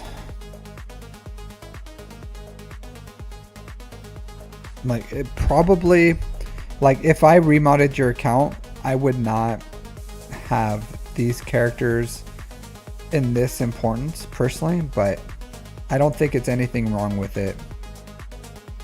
This I usually would recommend changing. So you want your first order officer to be faster than Hux, and I would like him to be a little faster. So I would have these at least switched. So my first order officer, I would like him to be 300 plus, and then Hux maybe somewhere underneath that, because you want to go with like the poke, swipe, swipe, in and out. In and out's delicious, dude.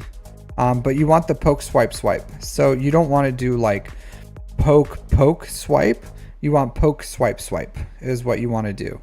So first special, second special, second special is how SLKR is supposed to go. And then some people will be like, well, if you get the poke, poke, swipe, that's just as much, what do you call it? Mastery gained, because you're going like poke, poke. So you're like 40, 40, and then you swipe, and then that's like how much mastery you would get. So it's the same as going like 40 swipe swipe, which is the same 80 mastery. The problem with that is crit, how many crits you're doing. You want to go poke swipe swipe so that he can get into his ult faster, because if you're going poke swipe swipe, then you're hitting 155 players instead of 115. So that's 7 hits compared to what, 11. So that's why you want to go poke swipe swipe.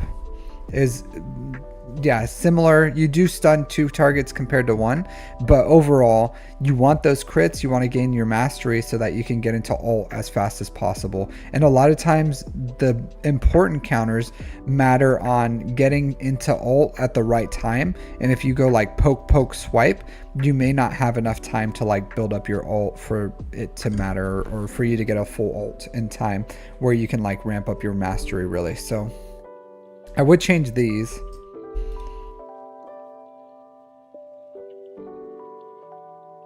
Just switch the mods. Just switch the mods. That's it. Like if you have his mods, give his mods to his mods, and then give his mods to him, and that's it. Like just switch them. Swap them out. You don't have to like slow them both. What do you mean sacrifice speed? You just switch them. Just switch. Take that set, put it over here. Take his set, put it over there. That's it.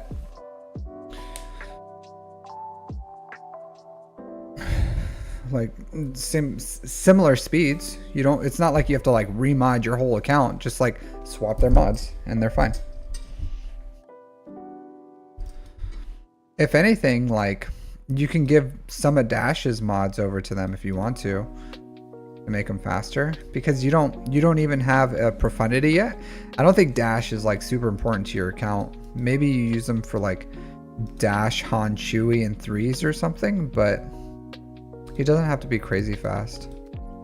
He doesn't even have his right mods, so these aren't. This one he can keep, but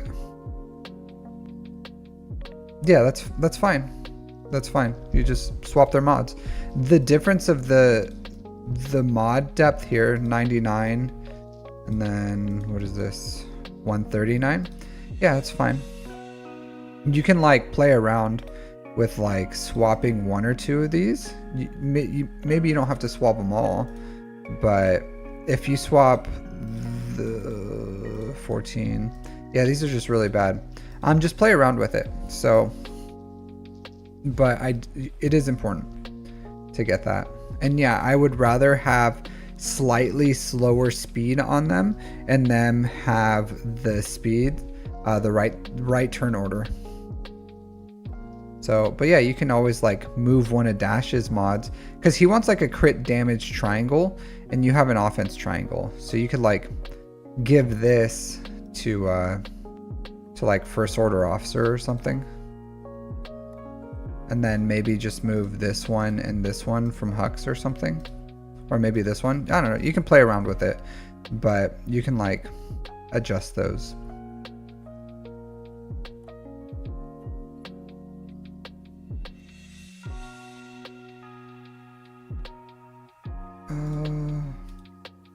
Ooh, this is not a very good mod. Don't do this. Bad. Don't do that. So maintain, yeah, don't do this. These are bad. These are bad. Okay. Don't maintain the standard. Maintain the standard. Like, don't get me wrong. Sooner or later, you need pilot mods. So you're gonna have characters that are just gonna want pilot mods, and you'll have crap mods like that to shove on pilots. Perfectly fine. I've created pilot mods before, like on purpose. I built really crappy mods for pilots, so that's perfectly fine.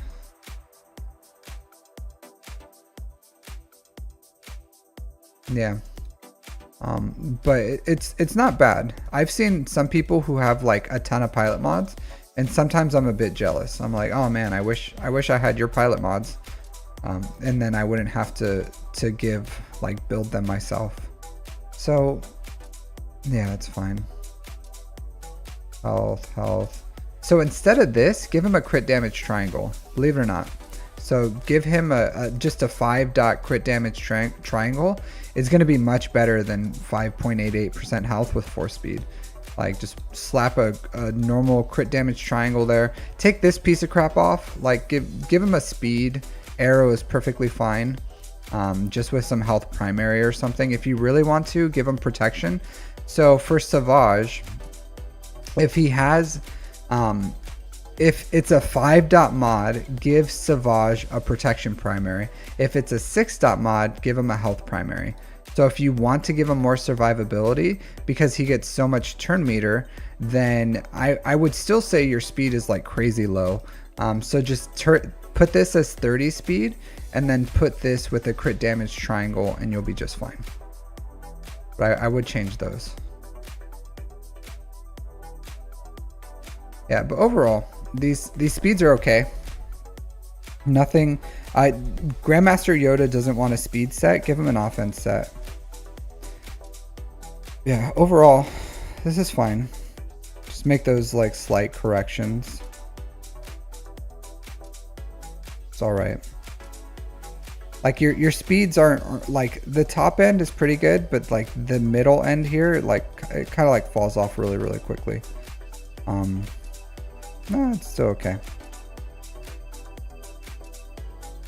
But you'll get depth. You'll get depth over time. Over time.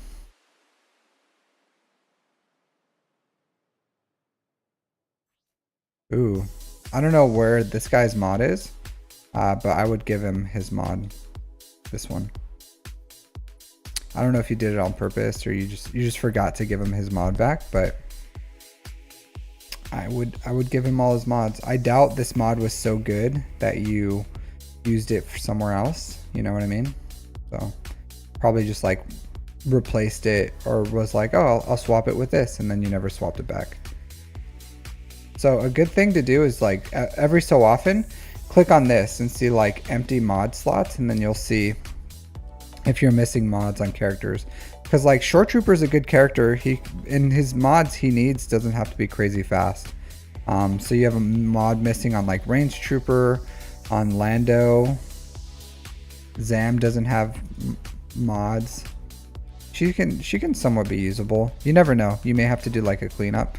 Young, like getting mods on these guys, even like you can use these guys for cleanup. Even though they're not very good, you still have them, especially if you get Nisa.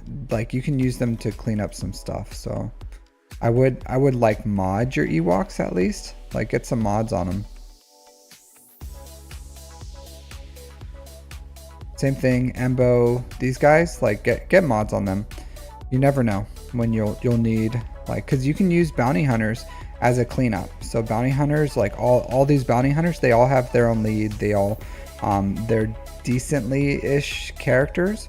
Like just throw some 5-dot mods, a speed arrow, as close to the mods as you can, and just at least get some mods on them. Same thing as these Ewoks. Same thing as First Order Executioner. Like, so you never know when you'll need any of these characters for just like a simple cleanup. So, and it's also GP that you can use for. It's also GP you can use for TW or TB. So, I would get some mods on those. Yeah, that's pretty much what I got for your account. All right, so I'll be right back, and then we'll jump into one more free review.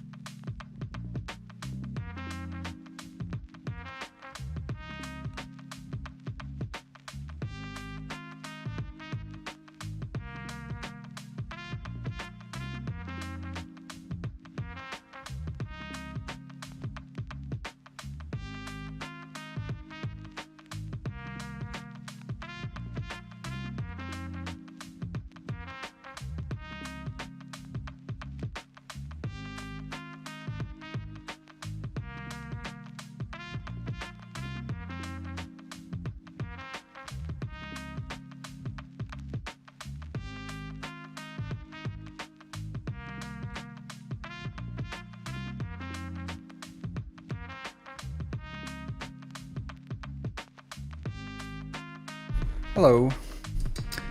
So, one thing I forgot to mention too is if you mod all these characters, because this guy's like 7.2 million GP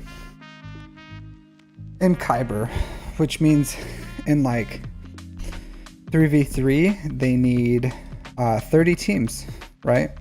So that's a lot of teams, and he does not have 30 like premium teams in threes. So even things like, here, let's go to the empty mod slots.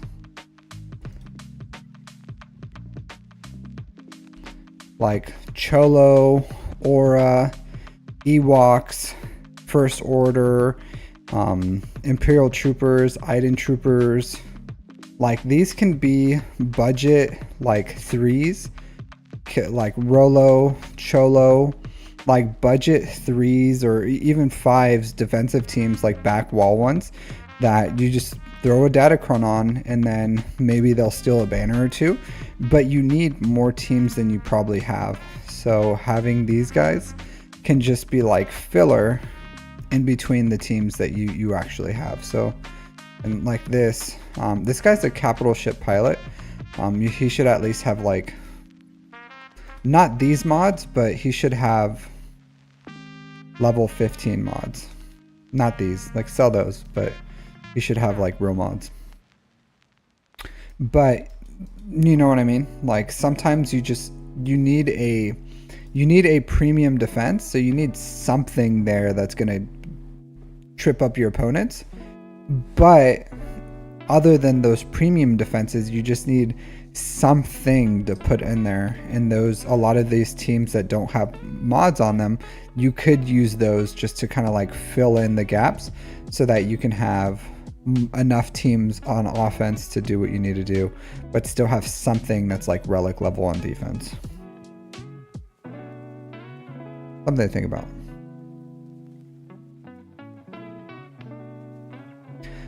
The shard shop currency, it depends on where you are and what you're like. Do I think it's a bad deal? No, I don't think it's like a bad deal or anything to get these. So do I think it's a good deal? It really depends. I personally like to have, like, I want my GL as soon as possible. So I would buy something like this, have it sitting there, and then be able to like get my GL that much quicker without what now with like you'll get them for free. So if you just spend energy, you'll get them, and also you don't lose tickets now. So there's like, this is worth less than what it was before, because now there's like a limit on how many tickets you need to earn, because you no longer lose tickets, but you can still get your character just as fast now. So is it worth it? It's time. You're buying time. So if you were going to, like, if you have all the gear ready and you just wanted to unlock your GL and you wanted to buy this to do that before Grand Arena, is it worth it for that? Yeah, probably, maybe, if you want it faster. But do you need it? No, it's just like a luxury. So you buy it as a luxury because this currency, and it depends on how much you have, like that's a ton of data cash that you're spending here. So that could be data cash, that could be gear. This 360 gear, it's very important that you be able to purchase this stuff.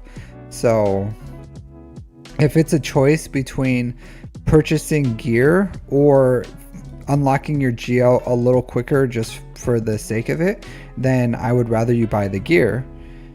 But if you have like tons of shard shop currency, then, you know, and you want to unlock your GL faster, then it's up to you. But I don't specifically like recommend it, but it doesn't have to be a bad thing, if that makes sense. So little weird answer, convoluted, but a personal choice. Not bad, not a bad choice, but not efficient either.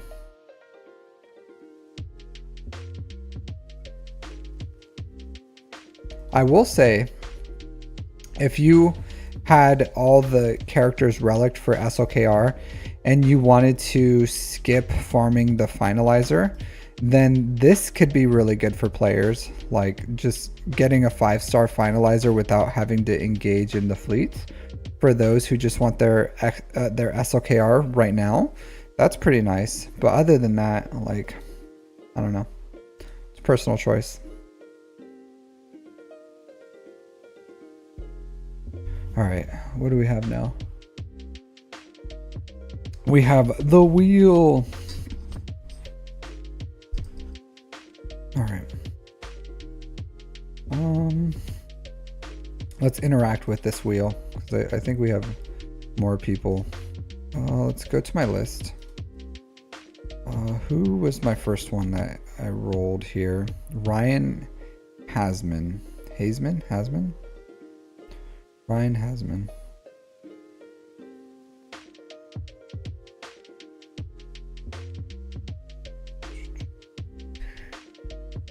Where are you at, Ryan?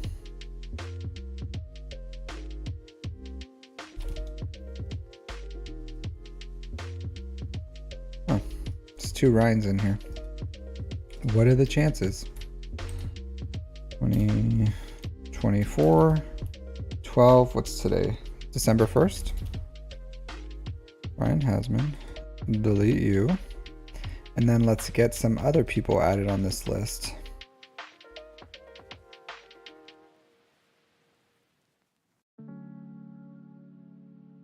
Like I said, it's a personal choice. So some people, because it's kind of like this weird in between, because late game players or end game late game use it for data cache. Mid to late, like everyone uses it for gear, but like there comes a point where shard shop currency is now a datacron resource mainly, not a gear 12 plus resource. So but it's up to the player. I don't think it's bad. I wouldn't say like don't ever do it or anything like that. I just wouldn't recommend it. But like all things, some people just want that GL now. And if you wanted something now, you know, like, hey, that's like a price for it. So I don't think it's like a price that is so outrageous that you couldn't pay it.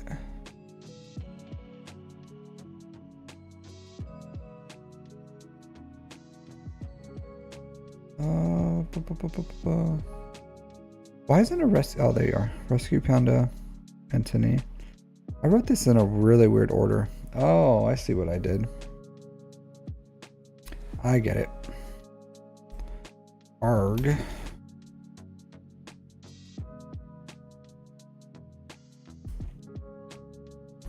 Apple E.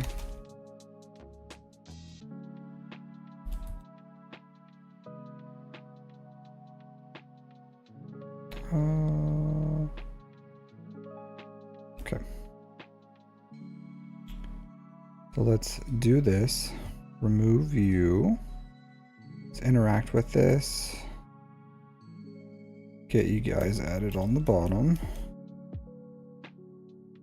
Shuffle, shuffle, shuffle.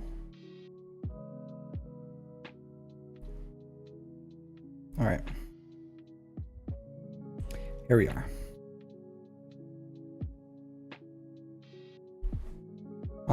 But yeah, but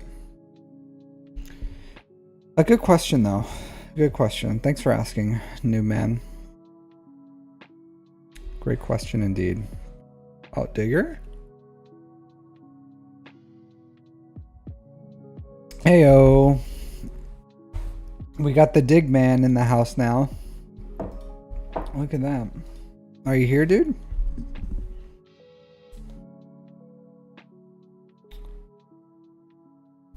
Add you to the wheel? To get added to the wheel, Enigma, you can put in a request right here. And if you put in your request right here, I'll add you in there. Are you in my... You might be on my... No, you're not. yeah. So if you'd like a free roster review, Enigma, you can, in my captain's roster review, number 2 over here, you can put in a request. I don't take any requests from chat. So free roster reviews are in Discord.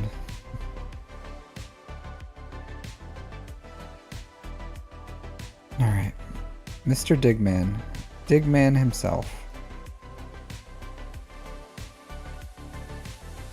Let me get you. Where are you at? 2, 11. Mr. Digger. Right. So Digger 010. He's usually in chat. He's missing out on his review. BRG. Oh man. Corpusautorit. Yep, that's it. That's the spot. What language is this? Is this like a German? Anyone know what language this is? And what does it mean? What does it mean? Corpusautorit.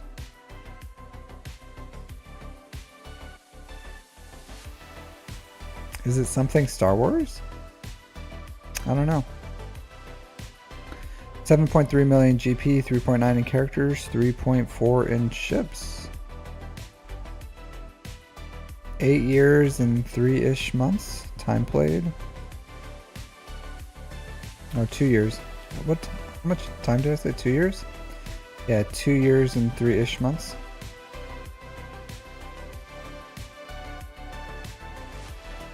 So they do have the Marauder. And with the Marauder, they are using it to beat, and this is what I was talking about, Rex's ship. Sexy Rexy. So he's probably using it to beat Executors right now. Isn't that cool? Good for this guy. I love to see it. Love to see it. Galactic Republic.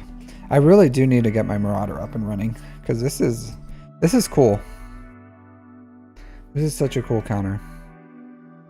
Using the endurance to great effect. Alright, so we got Ray and SLKR. I'll say this, you don't have to R8 your GLs. R7's fine, especially if you only have like 2. So, a little unnecessary. It does help with the modding, like hitting the modding thresholds, but you can just get better mods rather than get that material. Alright, so you have the Poncho Bros at R9. I like it. You have the Rose Tico investment, so that does help in 5s. In 3s, it is a little bit of a waste because it's pretty much like a 5s only Omicron, but it's a strong Omicron in 5s, so I like it. I don't mind it. Man, you put a ton of investment into this. You got like the Finn, you got both Finns and Pose, Zeta, and Rose. So that's a good investment right here into this team. 350. Jeez. Man, this guy has a Zori team. He has a Zori team. Look at that. I'm interested to see here. I'm gonna look at this. I want to see this in action. Let's do this. Man, what an investment, right? What an investment. 628 236 934 Digger 010. I want to look at this. Let's see what's going on with this guy.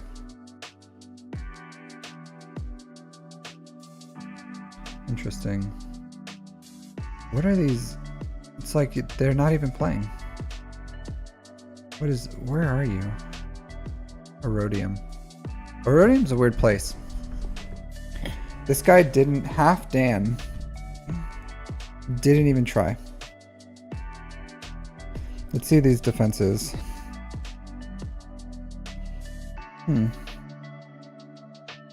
787?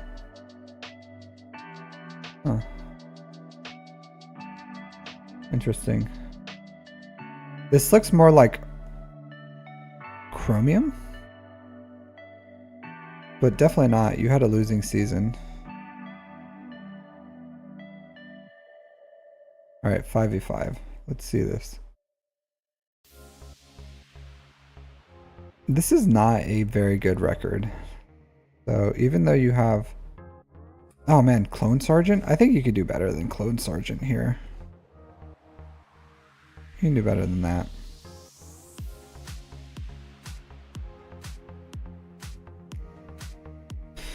I don't like that.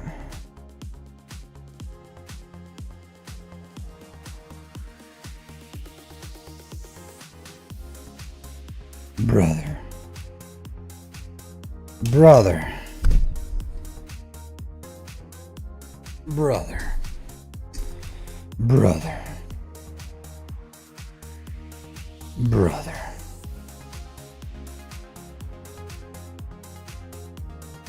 Brother.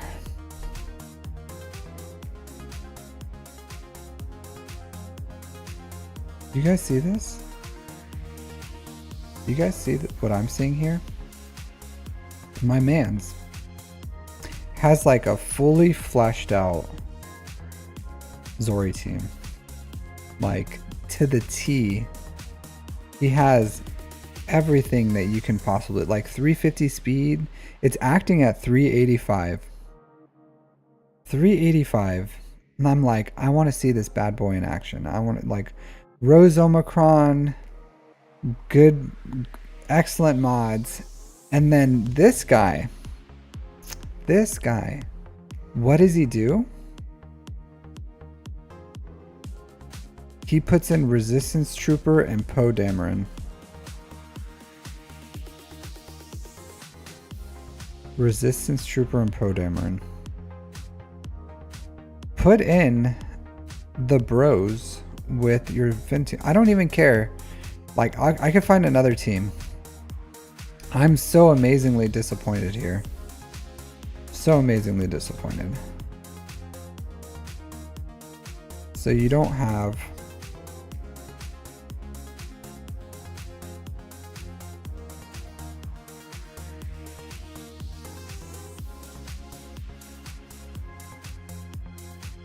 Let's see what we can do here. Because you could always like put Rey with other people if you really wanted to. Let's see.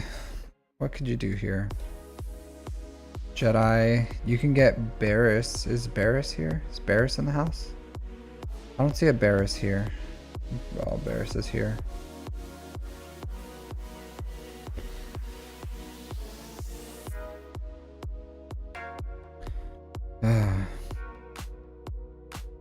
Yeah, because you could still use, because he doesn't even use, right? Like, because it doesn't even make sense, because like JTR is better with Rey. Like you can put like BB-8 JTR with Rey. So it's not like, oh, he's doing like a full resistance team. Like, where's he use? What's he doing with this Rey? Where's his Rey? I guess it's on defense. Somewhere. Where is it? JML on defense? Rey. Okay, here it is. Brother. Brother. Brother. Brother. Where are your bros? Where's the bros? Who's he using Qui-Gon with?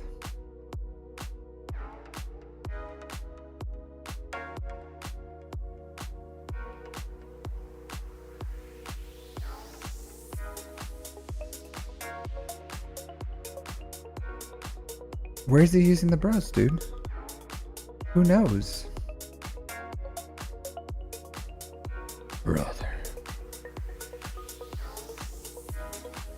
so fix your resistance squad. Fix it. So Finn, Hiropo, Zori, Rose. You can there's a consumable, Wishy-Washy. A consumable that you get a I think it's like a Relic 9 Ray. Yeah. Fix that team. I like your resistance investment for Digger, but cheese and crackers, man. Cheese and crackers. Like, put the real team down.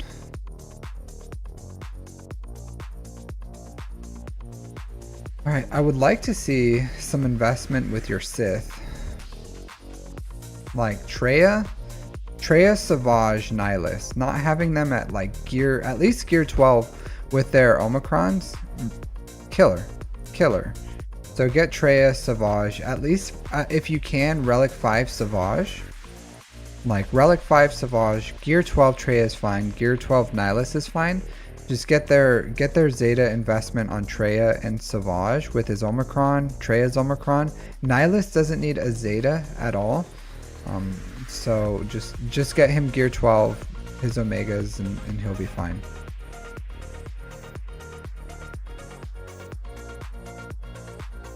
What would I do here? You have Poncho Bros, Jabba. So Rebels, I would finish the Zetas on your CLS Rebels and get this team up and running. So finish Chupio, give him a Zeta, give CLS his last Zeta. Loyal friend, Chewbacca doesn't need any more Zetas. He needs all tenacity mods, so change that. CLS needs offense and a tenacity set. Chupio needs a tenacity and an offense set. This is fine. Yeah, this is the right set. Definitely not the right mods. He wants like offense here, crit damage here. Doesn't really make sense to put a crit. And stop doing this. Stop it right now. But yeah, so watch my video on mod 6.mod potential for slicing, high potential, how to build 25 plus speed mods, and start building some better mods. But this needs to be a crit damage triangle. This should be an offense cross. So CLS Rebels would be the first thing I would do. I think I saw he had a Jedi Knight Luke somewhere, somehow. Yeah, so he has Jedi Knight Luke. So start farming Cartel. Yeah, and so Jabba should be your next farm. So finish your CLS Rebels, get the entire team to Relic 3. Once you're done with your CLS Rebels, go all in on Jabba. In the meantime, as a side farm, finish Treya, Nihilus, Savage. You can do that because it's only Mark 1 currency. It does not require any Chirotech. So get these guys up and running, finish CLS Rebels, then all into Jabba.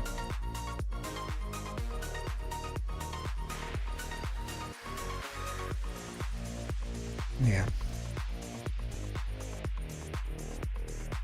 Yep, that's what you need to do. Other than that, I like your fleet investment. Decent.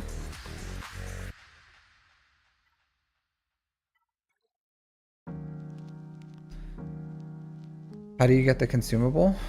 Do you just buy it? Let's see. How do you get this this consumable? Do I have it? I don't even know. Tax?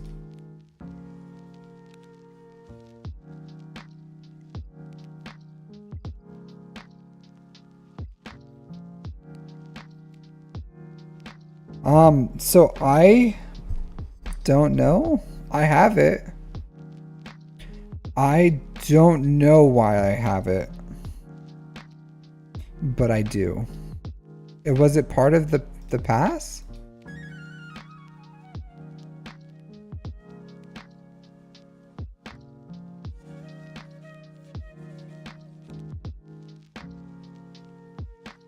Yeah, maybe it's on the pass.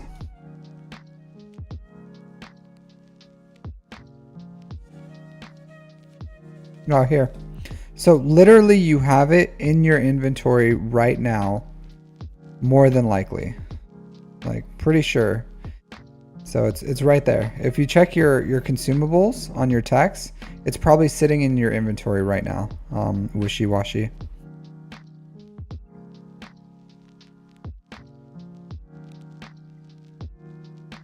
More than likely.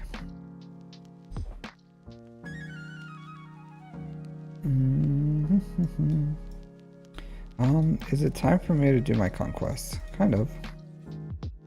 I don't know where my 87. It's a little early. 89. I can wait.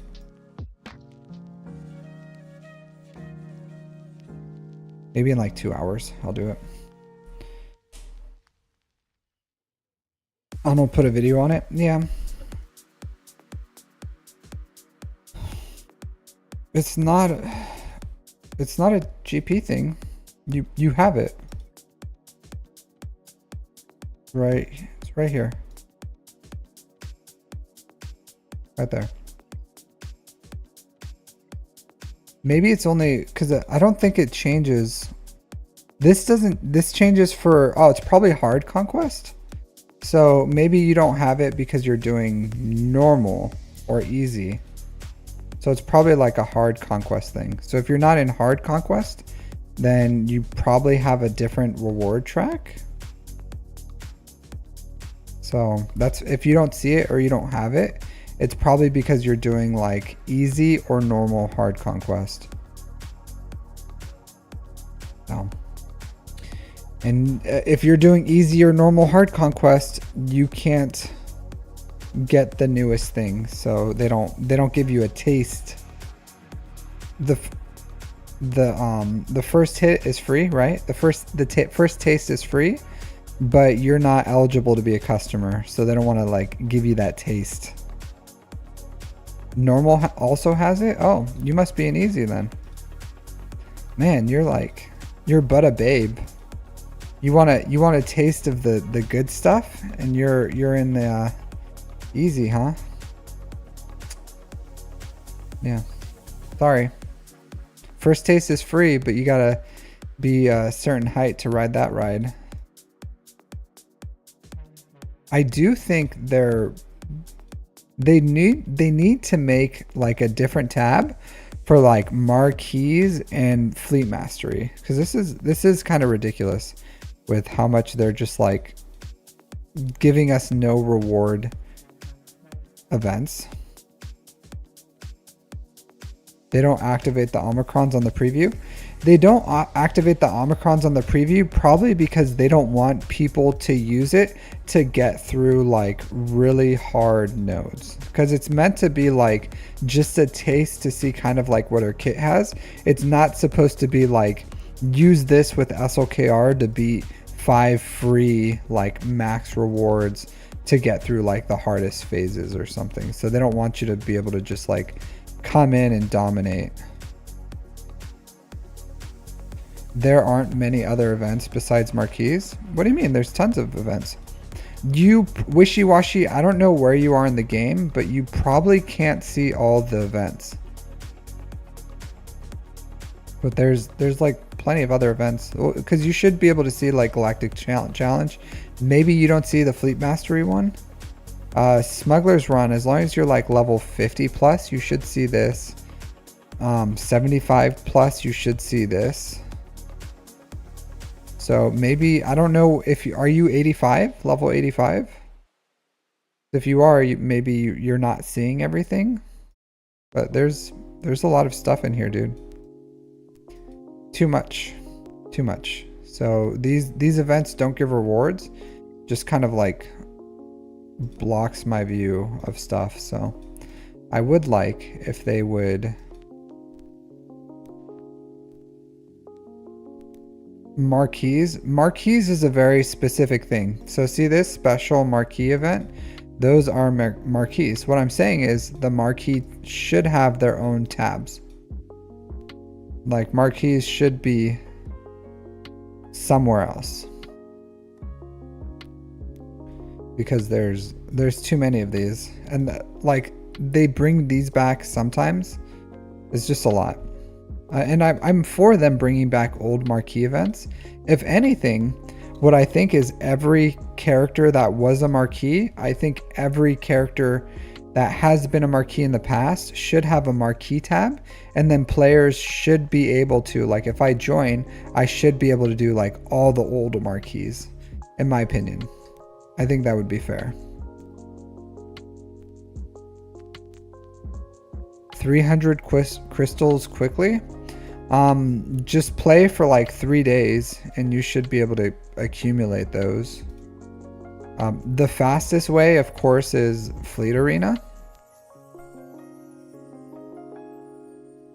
So if you can get first in Fleet Arena, or at least top 5, then that's the easiest way to get crystals. So otherwise, if you just do these daily quests, then you'll get like 65-ish plus the 25 from the Galactic War, right? So that's 25, 70, 90. Plus you should, if you're 85, you should be getting daily crystals from Grand Arena. So if you just play for like 3 days, you'll accumulate at least 300 crystals. You just have to not spend your crystals. So quickly, probably if you can't do that, then the quickest way, hey Mad Max, the quickest way to get crystals right here. One click of a button. I probably a few clicks, honestly, but you can easily. Esteele, how's it going, dude? Iceman himself coming in. But yeah, look at that. One click. That's all it tastes. The first taste for this is not free. It's not free. But that's the quickest way to get some crystals. IcemanEsteele. Let's see what you got, dude.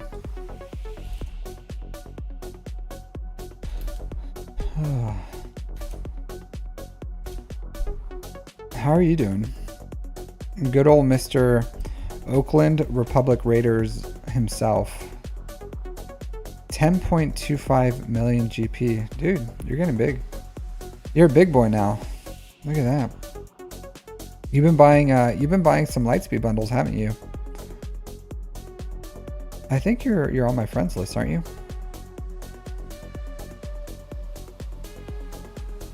Pretty sure. There's Aldi. And then IcemanEsteele. Right here. Look at that.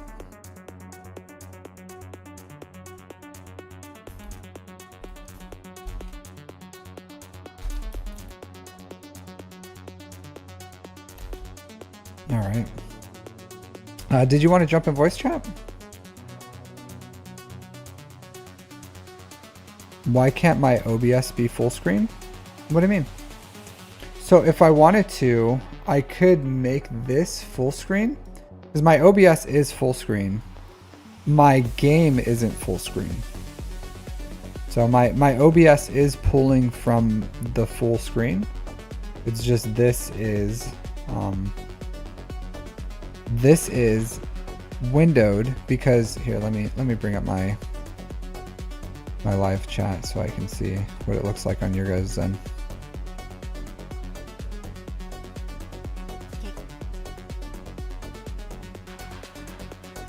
So yeah,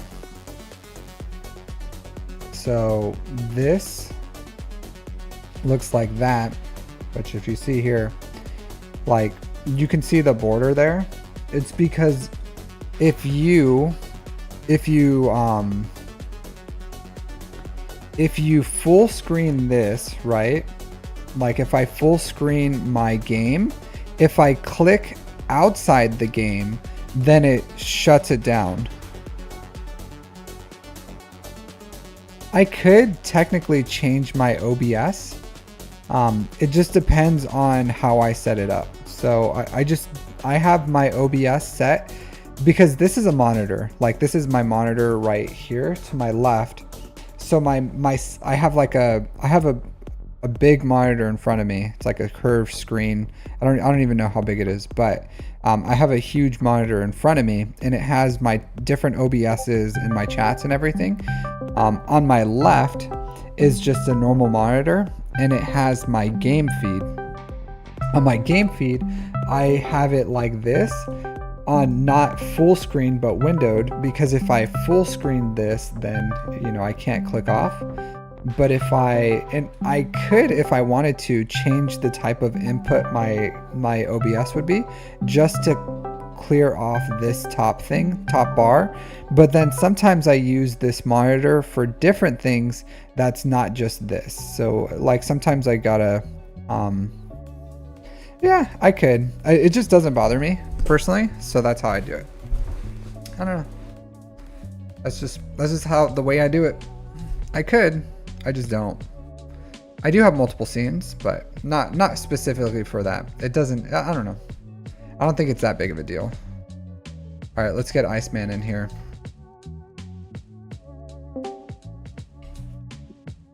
What up, man? Can you hear me? Testing. Oh, no. 1 second, let me Am I on? Yeah, I can hear you. I don't know if you can hear me through stream, but something must have happened with my mic, because it's I not. Cannot hear you. Yeah, 1 second. I have to mess with my Discord settings. Can you hear me? Hola. I can hear you.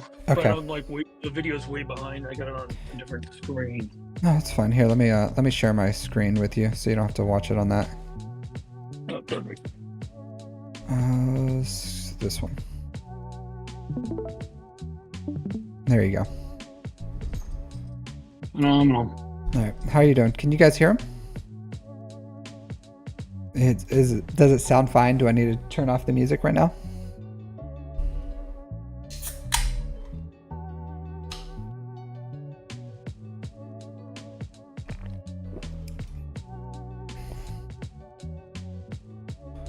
Let me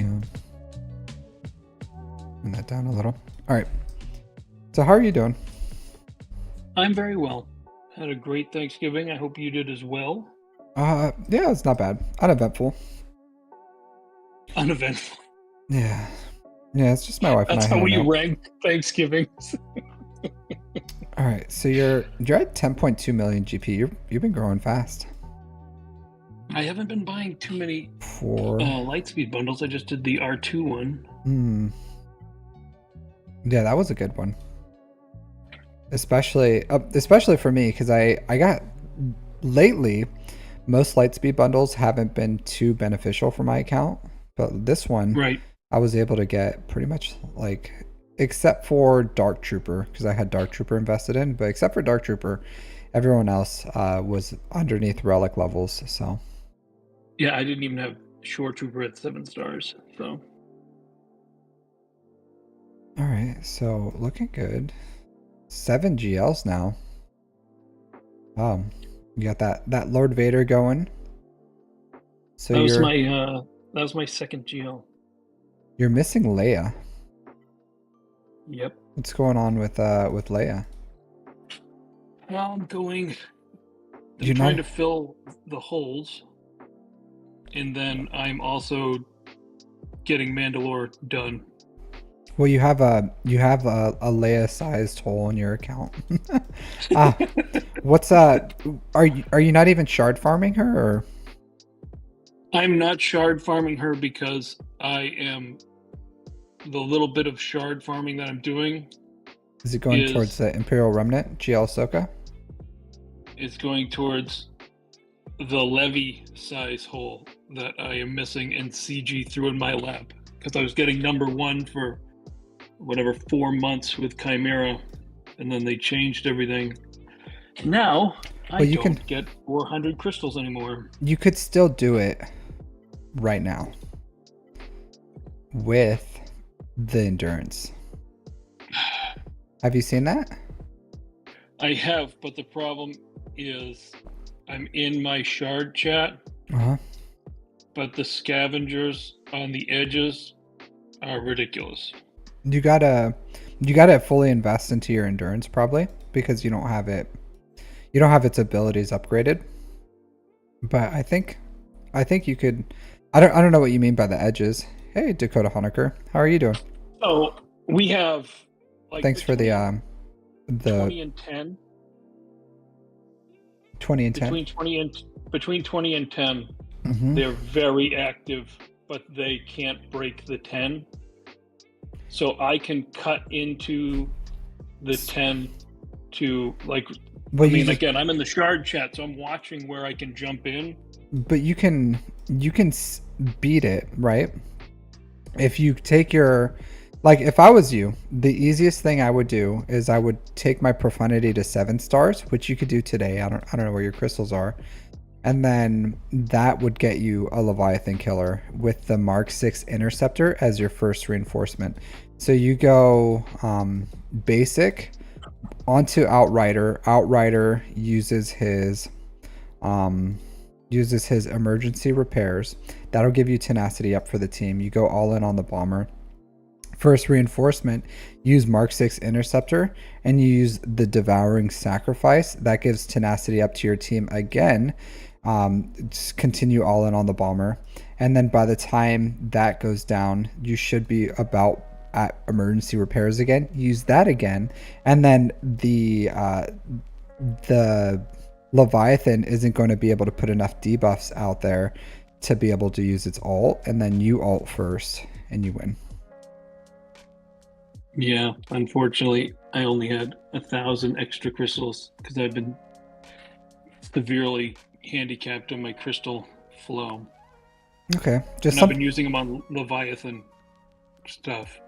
Well, I would like, because this could counter your Leviathan right now. Like this is a Leviathan killer, and you can climb. Because the biggest thing with fleet crystals isn't like, is just you gotta win, right? So profundity can get you the wins, because you don't have to hold as long as you're under number 26. If you attack the highest as you can go, you can still get first. Well, you would be shocked. We have a guy in our shard that is marked as like the devil, and he'll pick you off as you go up. What do you mean? And, like you'll be climbing and then he'll like climb on you as you're climbing? Correct. Well, does he like specifically watch you climb and then attack you? Anyone? I don't know if he has those bots. Because you could avoid those dudes usually. Like, because there's a guy, same thing. He'll attack me whenever. I just kind of like avoid him. Well, I don't attack him, but I'll just go around him. And as long as if you attack in the last hour, then you should be able to get first, sit there, and then after that it doesn't matter.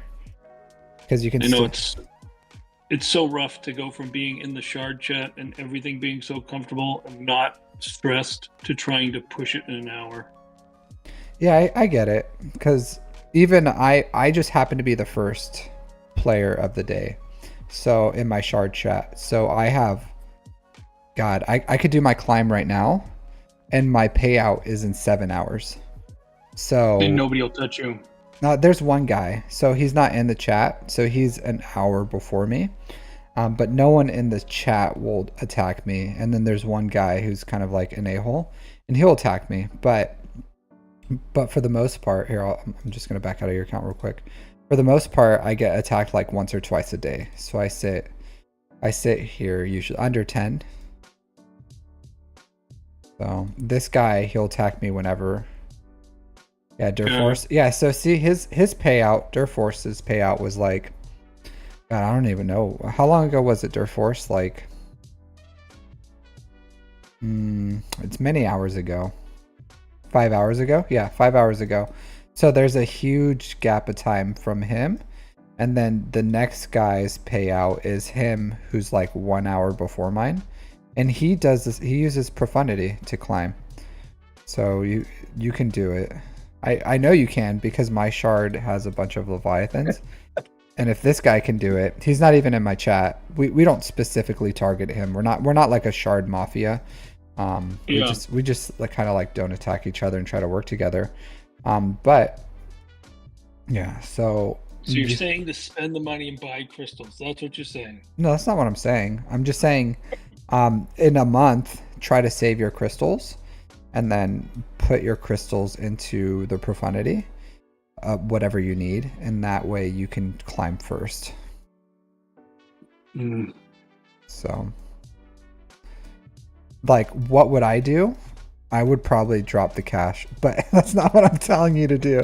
But that's what I would do. Like, but I always prioritized. I did it. Usually I do it like whenever I get first, or whenever I unlock a fleet, I usually take it straight to 7 stars. So I try to have the crystals available. You said you weren't going to do it with profundity, and you did it anyway. It was like a TB thing, so I just want it for TB because that's a lot of points you can get for TB if you have all the fleets, because like Negotiator can do Zepho, Leviathan can do Mandalore, Chimera can do the first 2 dark side nodes. It's really iffy. I'm like, even still, yeah, I'm like 30% on it. Sometimes I did it this last one. I did the first one, and then the freaking geos just like kill my dudes right off. I don't even get a turn. Yeah. They just kill everyone, and then I'm like, okay, I guess that's that. But Executor Profundity is always a win. Leviathan's always a win once I get to Mandalore. Negotiator, I need Marauder for it to be more reliable in Zepho, but it's like 50%.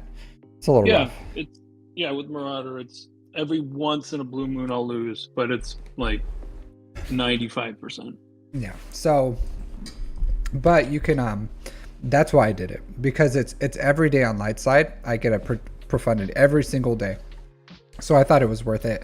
Also in TW, I would use profundity on offense, and sometimes I would lose the race against executors just because I had like a 4 or 5 star profundity, and then against like a ridiculously built executor, and I would like RNG would go well, I should win, and then it still beats me to the ult just because my profundity was slower, and that's it. So, but other than that, like I felt like it was a worthwhile investment, especially now that it counters Leviathan, because there's not a lot of Leviathan counters. It's very, very limited on what's available to do it. So I would, for you, I would take it to 7 stars.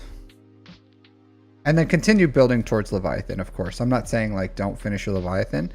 Leviathan is the meta, and we're not gonna get a replacement for a while. So a lot of times people are like kind of like people right now are sleeping on the Leviathan, and I think they're waiting for like the next ship to come out. And Leviathan has been the meta for over a year, and it's going to continue to remain the meta for 6 more months. So I would say even when that next ship comes out, you're going to want Leviathan. So the sooner the better. Yeah, even with them asking content creators about changing it back. Malik, Revan. Yeah, so you're not that far, honestly. I don't see anything here. Not. So, but still, your Leviathan is gonna be nothing until you get it to 7 stars, right? So, right.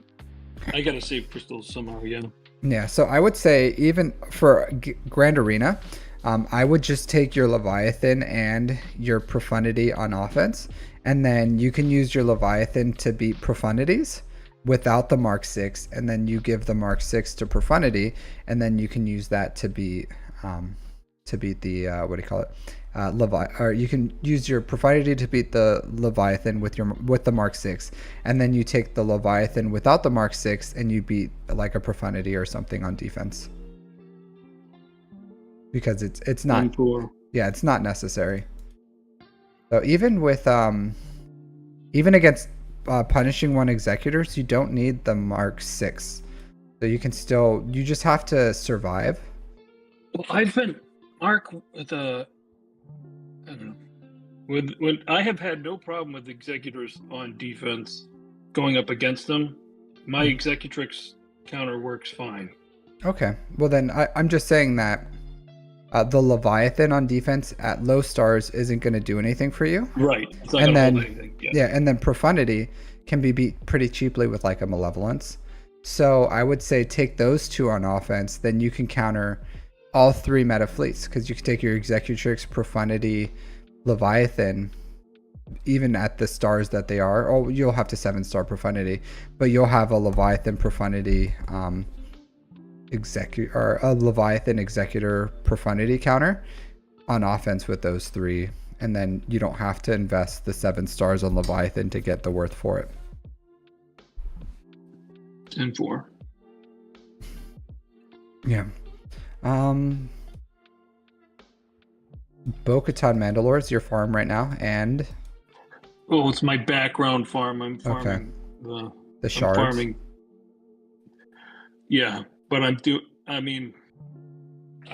focused 100% on Leviathan stuff. So yeah, you're really close. So after you're done with Leviathan, I do think Bo-Katan Mandalore is a really good farm. Because this, I don't know where you guys are with Mandalore. Pretty close? 15. Okay, so the sooner you guys get that, that's a ridiculous amount of, because Zepho's only what, 80 Chirotech a month, where Mandalore is 200. So and you guys have enough GP that I think you guys would be able to 100%, you should be able to hit all the Chirotech nodes for Zepho and Mandalore at their GP level, and that's a good amount of Chirotech you guys would get. So I think the sooner everyone jumps on that, which it should be too soon, right? If you're at 15. So if you finish Leviathan, Bo-Katan Mandalore, I think and she's a really great character, honestly. So You're hoping 3 territory battles we should be up and running. Like a month and a half. So not this. So January, after January 10th, you think you'll have enough? I think that is what Ash's calculations are. Okay. Yeah, the one thing that kind of like annoyed me about Oakland Republic Raiders, just one thing, only one thing, and it was every time we hit a wall that was challenging, right? Like we would hit something, and then they would be like, everyone, you need to farm this counter for that wall. And it's like, it could be at the end, right? I'm like, hey, it's a Datacron wall. Time will solve that. Like in a month or 2 months, we won't have to face that wall ever again. But they're like, everyone needs to drop what they're doing right now to build a counter for this wall. And it's like, okay, well, there's still things that we need that we don't have. Like we didn't have access to Zepho, we didn't have access, or you guys still don't have access to Mandalore. But they're like, farm this thing that's a limited time counter. And then after that counter's gone, it's like, okay, well now we farmed this thing as a guild, and it's not like it kind of like expired, and we could have put those resources towards like Zepho or unlocking Mandalore, and then we as a guild would be better. The Leia one is a good example. Phoenix is evergreen simply because they counter Gungans. Yeah, it's always going to counter Reva, and it's always going to counter Gungan. Well, I didn't want to give the examples of what I was, but yeah, like I think I forgot what it was. It was because honestly I was like on the fence with leaving, and then he was like, everyone is gonna farm Sana Staros, and I was just like, okay, I'm like the Phoenix one. I was like, okay, I'll farm Phoenix. It's a good team. Like it's needed for Leia. I don't mind investing in it. It is evergreen. It'll last for forever. But the Sana Staros one, when I was like, okay, like this is just silly, and it got nerfed like immediately after that, which I saw coming anyways. Within a week and a half of the request. But again, in the defense, I'm not I don't disagree with what you're saying, but in the defense, we had too many guild members not participating and allowing us to get stalled on those layer walls. And like you said, it was a datacron thing. It was something that was gonna go away. Leia's never been a problem, and then all of a sudden it became a problem. Yeah, because I like even without those, like you can probably counter at least 4 Leias if you have Jedi Knight JML with Jedi Knight Calcastus. Jabba has a chance. JMK, SLKR. Like those are 3 Leia counters, you know, that will last for forever and are good.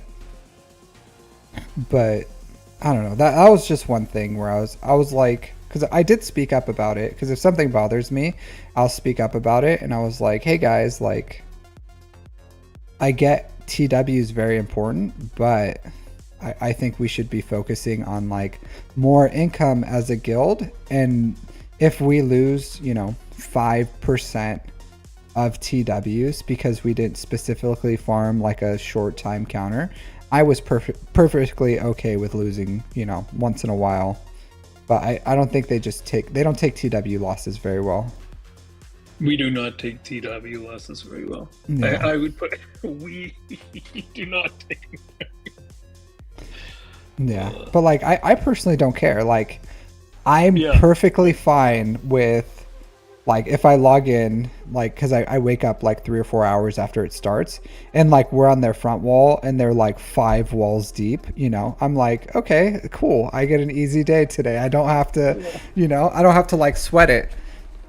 But like our last one, everybody in Australia woke up and we had it done.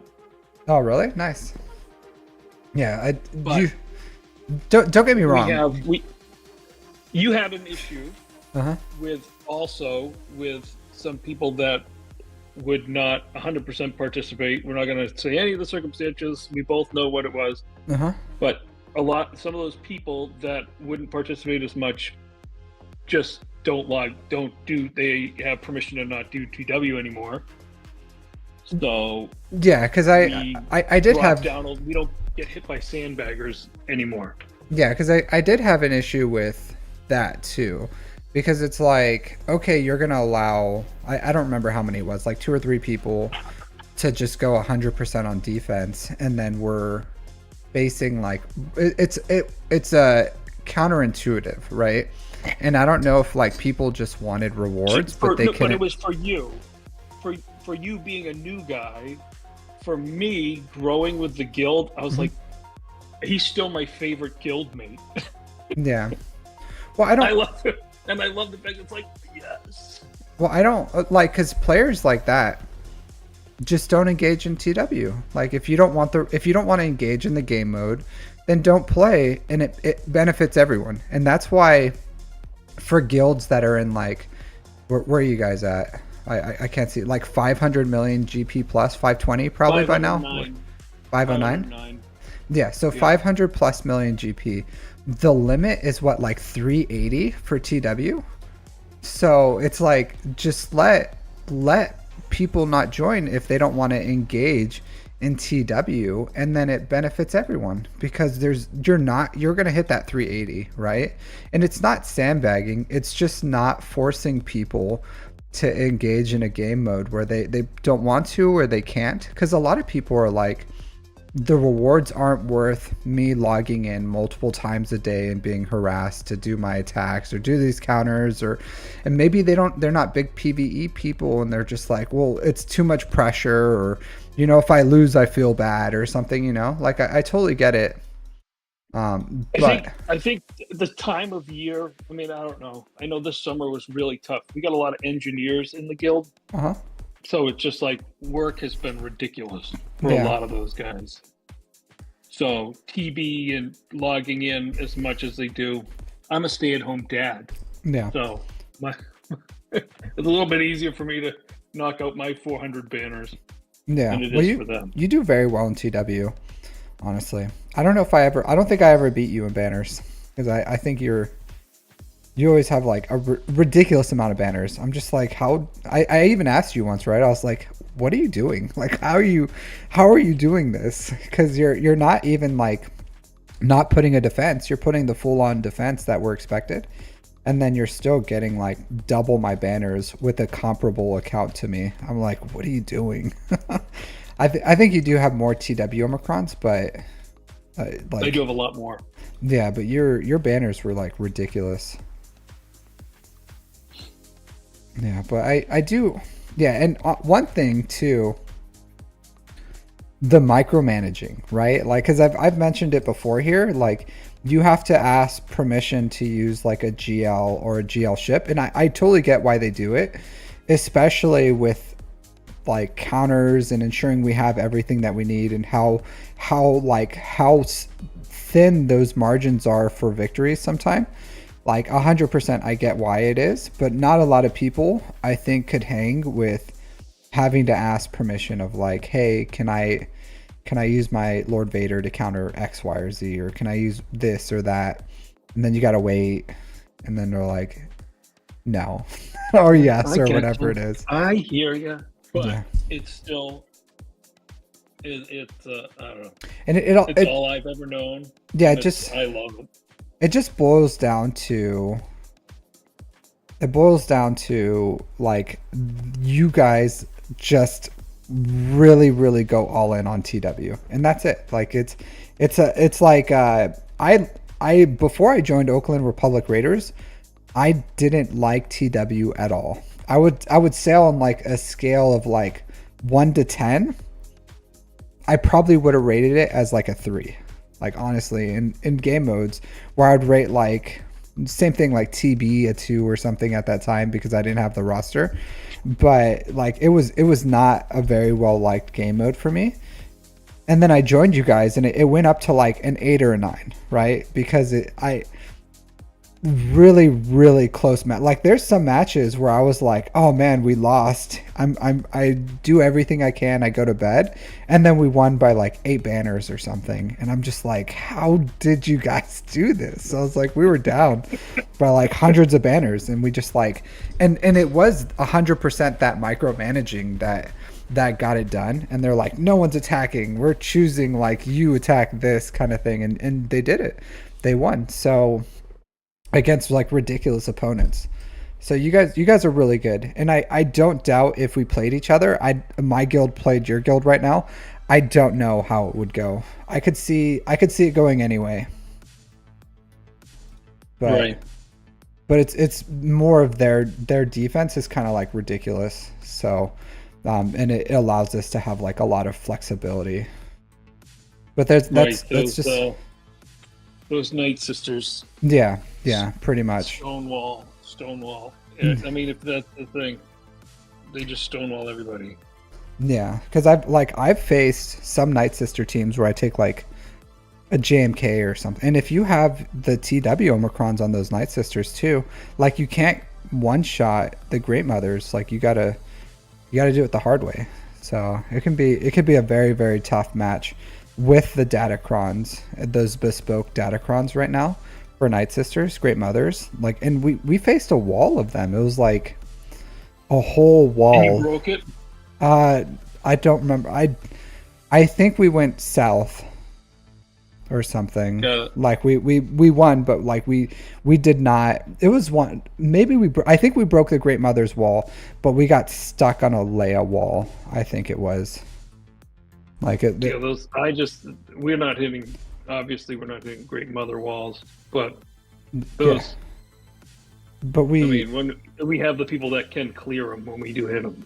Yeah, but we cleared, or we won, but it wasn't like a full clear. So, but it is like that's pretty nice too, not having to like, because I've seen TWs where our opponents didn't break any of our walls. They just you said that. They just sit there and suck, like, and I get it. Like some of these bespoke Datacrons with are really hard, and right now Reva Inquisitors are back again too. So 72, we had 72 hits on a Great Mother.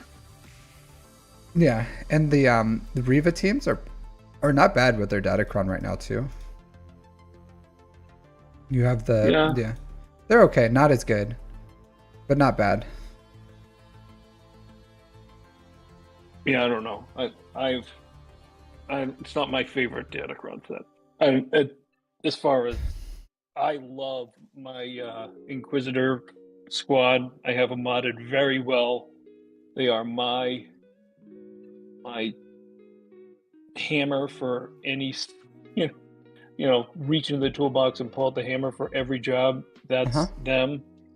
And with this Datacron set, I am getting stumped on teams that I typically don't. Well, it's because the other Datacrons are stronger. Like Plocron, if you're trying to do Plocron or just a tank revive with Leia. Because Inquisitors, they're like a shock force, right? They just come in and they just like, boom, they can kill a Leia. And then if she comes back, you're like, okay, we kind of used up all our juice on that first one. So yeah, and just with the level 3, this one, like that's all you need for Leia, and it turns into something ridiculous. I've actually been using in 3s, I used SOKR against that. Just SOKR Y, the Y, and I think I used Hermit Yoda, and that's how I beat Leia's in 3s. But yeah, like, it's a good team, but even on defense though, they lose to Malgus because all you have to do is like rip off taunt, and then kill Grand Inquisitor, and then it loses all its like anti-fear and stun mechanics, and you just go back to taking apart the team with fear and all that stuff. But they also lose to the Treya, so I mean, they lose to. And I've never put them on defense. I don't like them on defense. Yeah, Treya has more important counters right now, though. Well, I don't have those people, so Treya. Well, they're free to use their Treya on whatever they want for me. Yeah, well, the Imperial Remnant, it's a really good counter for the really buffed up Captain Enoch teams with the Peridia Kron or Gungans. Yep. They're my go-to for Gungans. Even at Gear 12, they've just been. But you don't have those things, yeah, so they're free to use them wherever they want on you. Yep. Okay, but yeah, definitely what I would do though is fleets. Like, that's a pretty big deal, not having access to your fleets. Like number 1, at least top 5. Yes. No, it's a huge deal when you've been doing it for 4 months and then you can't. Yeah, so profundity is the key here. I would say the fastest, easiest way for you to reliably do it, probably profundity. You can try, like I said, but you would have to. I don't know if you have the prestige, and if you. I do have the prestige. But do you? Leviathan. Yeah, do you have the prestige after you give Leviathan his? No. Okay, yeah. It's because I would not. I would not give the endurance prestige over a Leviathan, and you're so close, and it takes a long time to earn it. It really does. And then CG taking 200 prestige a day isn't helping either, or 200 squad arena tokens. Right. Yeah. So lovely. Thanks. They've been so wonderful. Yeah. So kind and gracious. Yeah, I would just try.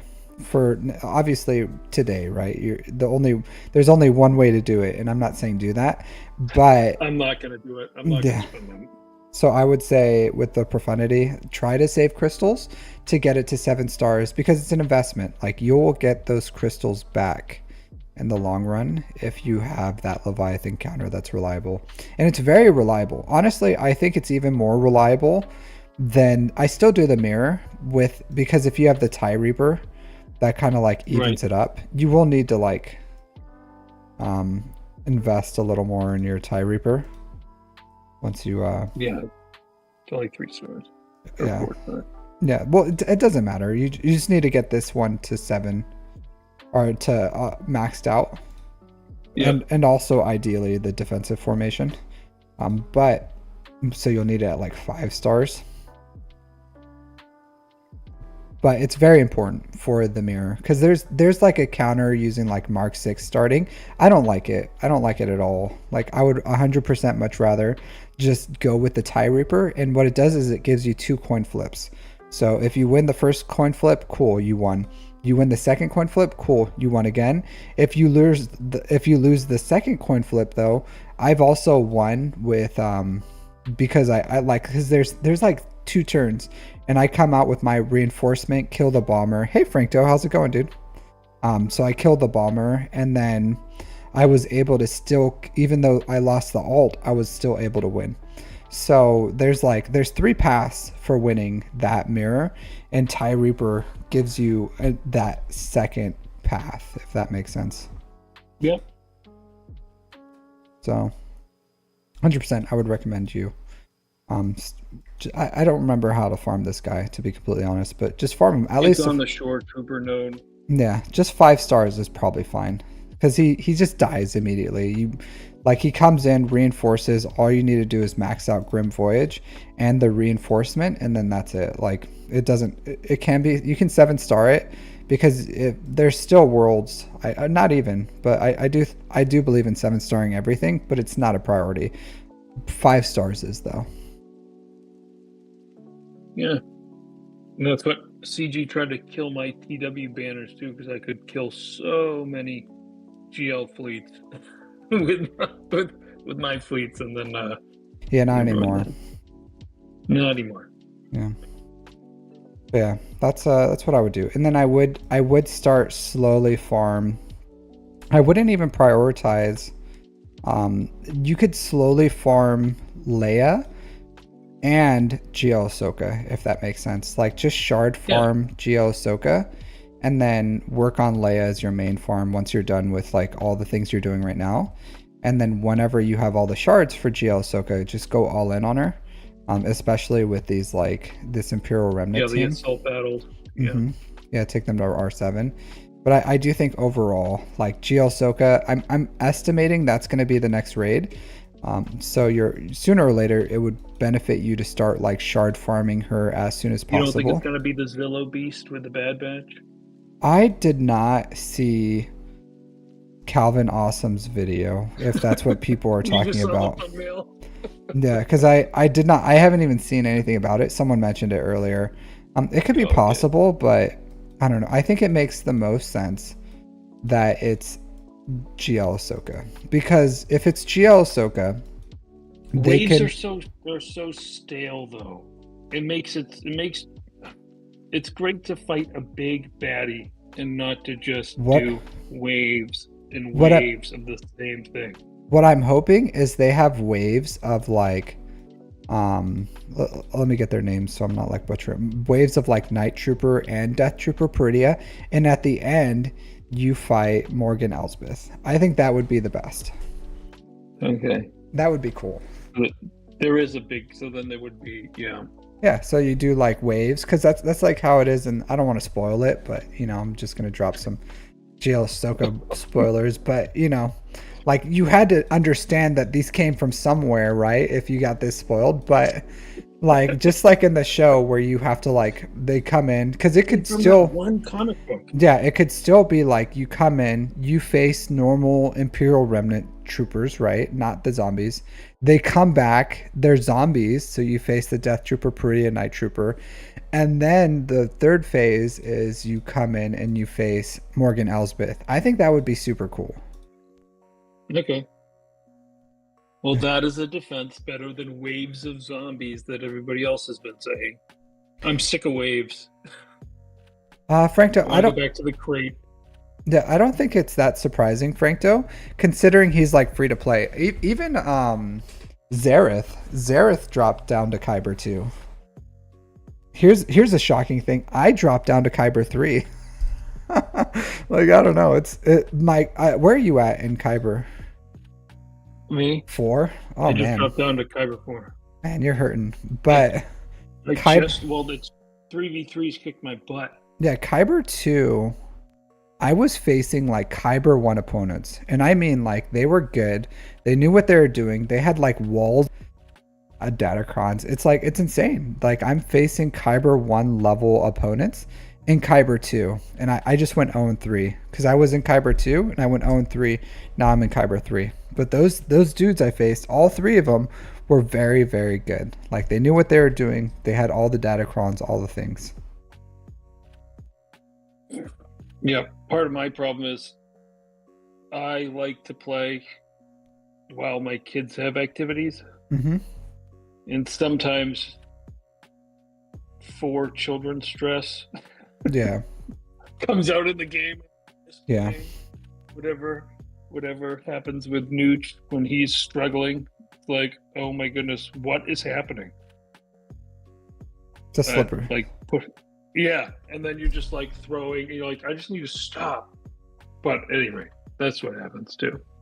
Yeah, I just think the squish is making it like harder and harder and harder. And it's not that it's harder, it's just our expectations of what we should be fighting in certain leagues are different than the reality of what opponents are there. So it's like if this was like a completely new system and we had no idea, then like it would just be like our expectations of what a Kyber 2 player and a Kyber 3 and Kyber 4 and Kyber 1 is just a lot different than what it is right now. Because you look at it got so easy. It was easy to climb to Kyber 2. And the fall was hard. Yeah. I did feel like Kyber 3 before was like anytime I like even came close to Kyber 3, I would just like shoot right up because they didn't know what they were doing. So yeah, everybody I've faced this last round of 3v3 had, they didn't have the bespoke datacrons. They didn't have all those, but they did have plenty of the new toys, and they wielded them correctly. Yeah, that's what I was saying too. It's like it's competency is the difference. I'm facing the same accounts. Like they all have everything. The difference is how competent are they? And like I'm now facing just super competent players and they have everything. So it's like, okay, I really have like razor thin margins on victory here. Yep, if they dodge, if somebody untimely dodge, oh, that counter's gone. Now I lost. Yeah. That's all I had. How's it feel to play on PC instead of mobile? PC is great. I think it's much better. Looks better. It's cleaner, much smoother. Like you can see a lot more. I like playing on PC. I don't mind playing on my phone. Really, it doesn't bother me. But I think both are pretty great. Yeah, but yeah, because you're not that far. Like the biggest thing you're missing is fleets. Like because the higher you go, like I don't see anyone that doesn't have all the fleets. Like you just because if you don't, I could just go full offense on you on the ground, leave my meta fleets on defense, and you're just gonna lose. There's nothing you can do about it, right? Well, yeah, as long as you don't slip up. That's the only thing. Yeah. Occasionally somebody will slip and I can knock. I did that to somebody. They slipped too much and then I beat them on banners. Really? Even though I had a 2-shot there, levy. Yeah, I started just putting JMK and Leia on defense, taking the rest on offense. I still put things like Qui-Gon, Caloran back, those tier levels of stuff on defense, and then taking the rest on offense. Things that I used to think were really good on defense, like the Quad May, I've been taking on offense because they beat things like Rey with Ezra Exile. Right. There's not a lot of counters for that. Like it's a very ridiculous team. So Quad May can beat that. So, or at least like take it apart, maybe even just kill Ezra. So yeah, I gotta fix my Padawan Obi-Wan's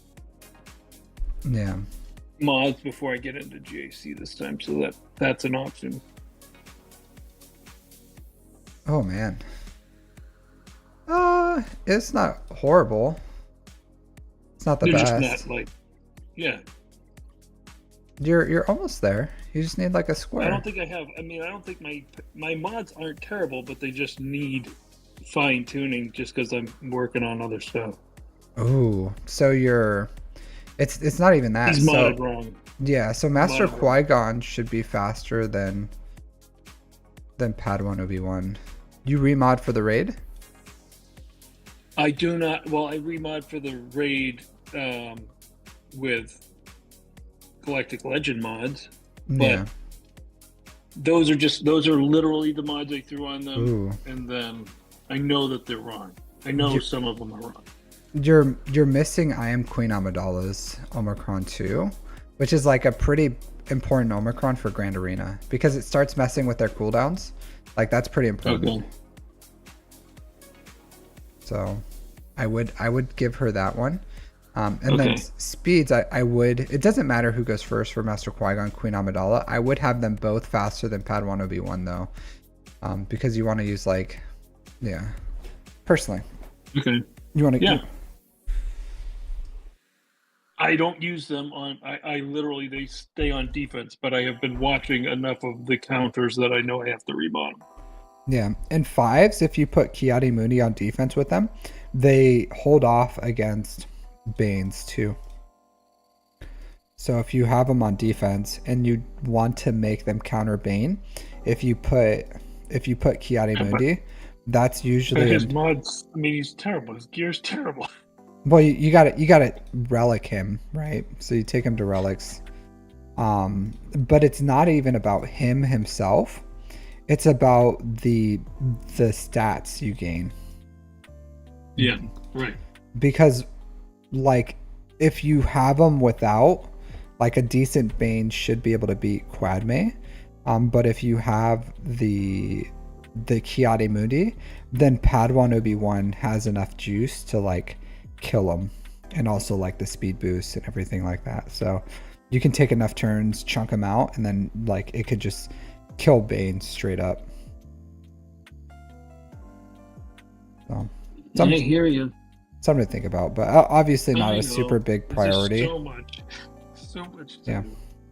What you should have done is just spent that $20. Yeah, that's what I should have just dropped 20 bones, and then had a working Kiadi Mundi here. The content creator advice. Yeah, just spend money. I just spend the cash. $120. Get your profundity to 7 stars. Relic up the Kiadi Mundi. But other, like, obviously not a priority, right? Honestly, if I was you, I probably wouldn't even relic him for a while. But if you want like a quick little break, like he's still a really good Jedi. You can use him in a lot of teams. He's like universally good. My quick little break is supposed to be what's his face? Ezra Exile?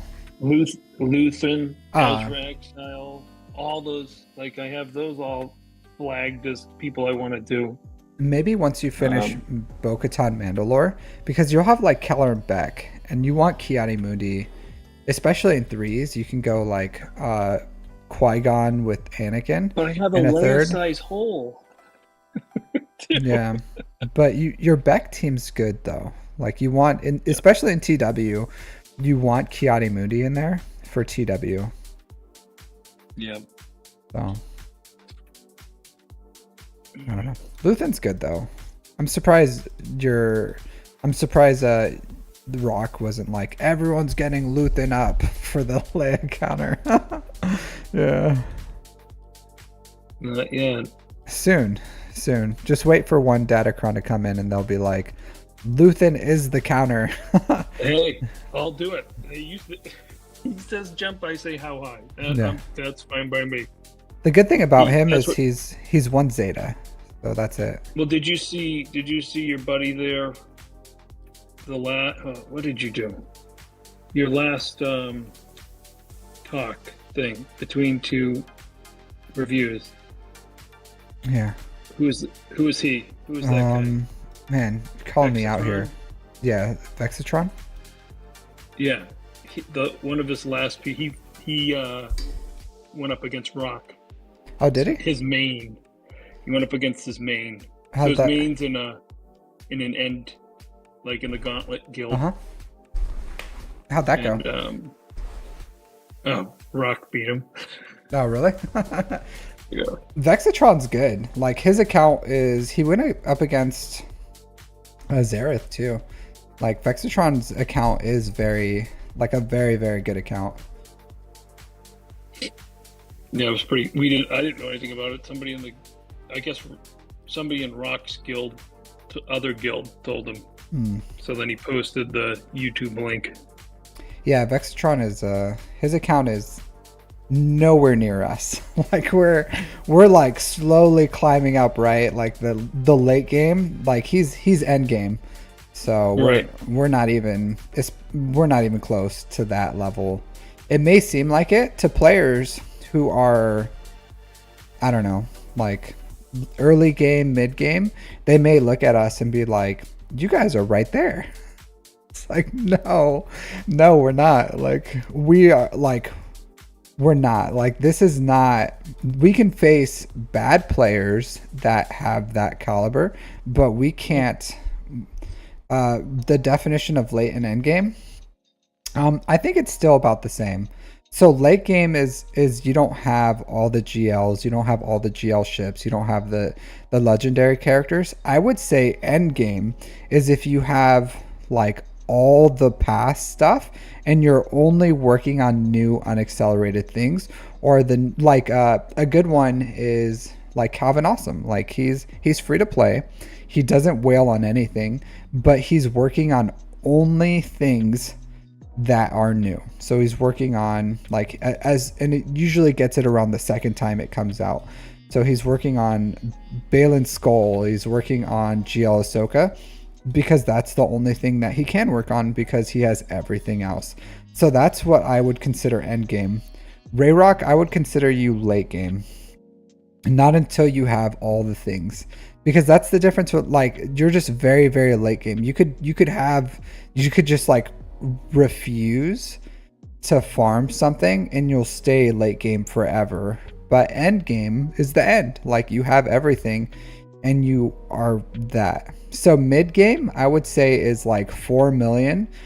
I don't know, probably to like 4 to like the difference between like mid to late is really difficult to define. Like really difficult, because I would say probably if your income is like well established, like you have most, if not all, the assault battles, you have the like 6+ GLs, like 2+ GL ships is probably where you start hitting like late game, and you're just working on like the last few GLs while you're also like weaving in new and old farms. It's probably close to late game. Before the shard income was helping, you pretty much knew the end game by the fact that they had 28,000 regular energy at all time. Yeah, so, but it's very hard to define. And then early game is like 85 to 4 million. Level 85 to 4 million is early game, I would say. So, but that definition between like mid to late, it's a feeling, you know, like, I could look at an account and be like, it's probably closer to mid, or look at another account and be like, oh, it's probably closer to late. And it's like, it's such a weird kind of place that you could be 11, 12 million GP, be late game, or you could probably be maybe even like 8 million GP and still be late. So it's a huge, probably the predominance of players who've been playing for a long time are probably closer to late, just because it's so hard to hit end game. Those are, you know, and it's just a hero collector, so you just have to collect them all, you know. But such a weird thing. Vexatron's, I like Vexatron's a cool dude. I really did like talking to him. I think he's a very good, knowledgeable player. So honestly, before I became a content creator, that's what I thought most content creators, like, unless you had like a Vexatron level account, I was like, who would want to hear you or watch you play GAC? But I do think there's enough space for all levels of content creation in this game. Even though like early to mid game players for content creation, they do struggle with like getting a strong base, because there's only so much knowledge you can get in the game without interacting with at least interacting with it. So if you're not seeing it on defense, you're not playing against it, and they have like a limited scope of knowledge that it's hard to have like a universal base, unless you're going for like new player like Nooch. Nooch has like he's like solidly and Arnold, I guess, with his new player guides. Like they solidly are like, hey, you want a new player guide? Like Nooch Arnold is probably the closest thing to push new players on, and that's like universal. There's always new players coming in. Yeah. This Arnold's his own thing. I mean, I watched Arnold when I wasn't playing. Yeah, I did. Me too. I was. That's probably, if it wasn't for Arnold, I probably would have never came back to this. I would have never thought about this game. But No, I wasn't gonna come back to this game because I get addicted. But my buddy, who I didn't know played, was like, "Hey, have you seen this game?" I was like, "I can't play that game." He's like, "Oh, you got to." He's the one that got me into Oakland Republic Raiders. oh, really? Who's your buddy? Yeah, Bacto Vozcat. He doesn't talk too much in there, but Yeah, it's because he's probably he's my board game buddy. no. It's because you guys are older. Old guys Well, usually don't interact too much in the online chat stuff for the most part. Well, it's part of my social interactions, so I do enough. But Yeah, he's 42. I'm 38. is he? Man, I'm getting old. It was Rocky's like, in his 60s. yeah, because I'm like, oh, I'm 35, and it's like the difference between like 35 and 42 is Maybe like he's pretty late negligible, right? Yeah, it's not. Yeah. Well, we're all in different stages of life. Yeah. Well, I'm You're- about to be a retiree. I'm about to be busting out the cane and the walker and be like, you know, as a retiree. In two years, I retire. 2.5 years. Nice. Yeah, not full retirement. Are you coming back stateside? No, I think I'm gonna retire out here. So we're looking at buying a house in Japan, and then Got it. I'm studying a master's of business degree right now. Like, so I'm going through a master's program. So I'm hoping heard that. to get a job. Just, I don't know. There's a lot of things I could do. I could do something in my field as a contractor that I did in the military, or I could just like I can use my psychology degree to get to work in like different fields of psychology in the military, because they have people who kind of look at the statistics of everything and kind of give advice. So I can do that, or I could just do like a generic job, because I have like 20 years military experience, so I could just do something like that. Or I do have a security clearance, so I could use that security clearance towards like just employment, because like those clearances are really expensive to initiate. Like from what I've heard, like hundreds of thousands of dollars for a company to have someone be investigated, and instead they could just hire someone that's already been investigated, and then they just sponsor the clearance, if that makes sense. Much cheaper. So Yeah. I don't know what I'm gonna do. Just something along those lines, and just have to see what's out there. But it'll be in Japan. Got it. Yeah. I think we talked about this before. I have several family members that are in Japan. Yeah, it's nice. It's a nice area. As long as you're not working in a Japanese company. But even I They hear are not. Yeah, I hear they don't, their culture, they don't put it on to like foreigners, because like I'm sure you've worked a job, but have you ever like seen people where they're like, they don't want to leave until like their boss leaves, and they don't want to leave, that guy doesn't want to leave until his boss leaves, and it like goes up the chain. That is, That's yeah. that's how it is in Japan, but like they're very strict on that. All right, Frankto, Yeah, it's it's good to see you, man. I wish I could chat with you some other time. If you drop in later, we'll have a chat. But yeah, I can jump off. I gotta jump off. no worries. I he's leaving, or he's going lurking anyways. But I'm like gonna end the stream here shortly, probably after you jump off. Not a big deal. I have master, like I have homework to do. I don't want to. So Sorry. no, it's okay. No, I have to go do my homework. Got it. It's a lot of reading, actually. It's just a ton of reading. So Yep. No, on that regular life stuff. Yeah, I did. I did medical gas in hospitals, Medical gas in and hospital? yeah. So when you go What to a is that? hospital, so when you go to when you go to the hospital and you see the CO2 Hmm. and medical air, CO2 is only in surgery, but Yeah. nitrous oxide and all that Hmm. stuff. I would install all that stuff, all the pipes in the wall. That's what I would do. Oh, you okay? Yeah, in a major metro area in the United States. I did worked in almost all the hospitals. Oh, really? Yeah, that's pretty nice. I Yeah, I like it a lot. Yeah. My friend is a anesthesiologist. He was like my sergeant when I joined the military. Got out and then went to medical school, and now he does anesthesiology. I don't know. Nice. I don't think I would want to work because I was gonna study to be like clinical mental health counseling. But I don't think I would want to work in like a clinical setting for like a normal hospital. Just because I get sick all the time. I don't know. Like, I don't know how people do it in the medical. Like, they're just around sick people all the time. Even like, I was like deathly sick, and they're not wearing a mask, and they're like, okay, take off your mask. I guess I'm like, okay, this guy just has like a super immune system or something. But I would get sick all the time, so I don't think I could ever work in a hospital. Well, mine was major. Mine was pretty much from the ground up in a lot of places. Hmm. So I go in and do like remodels.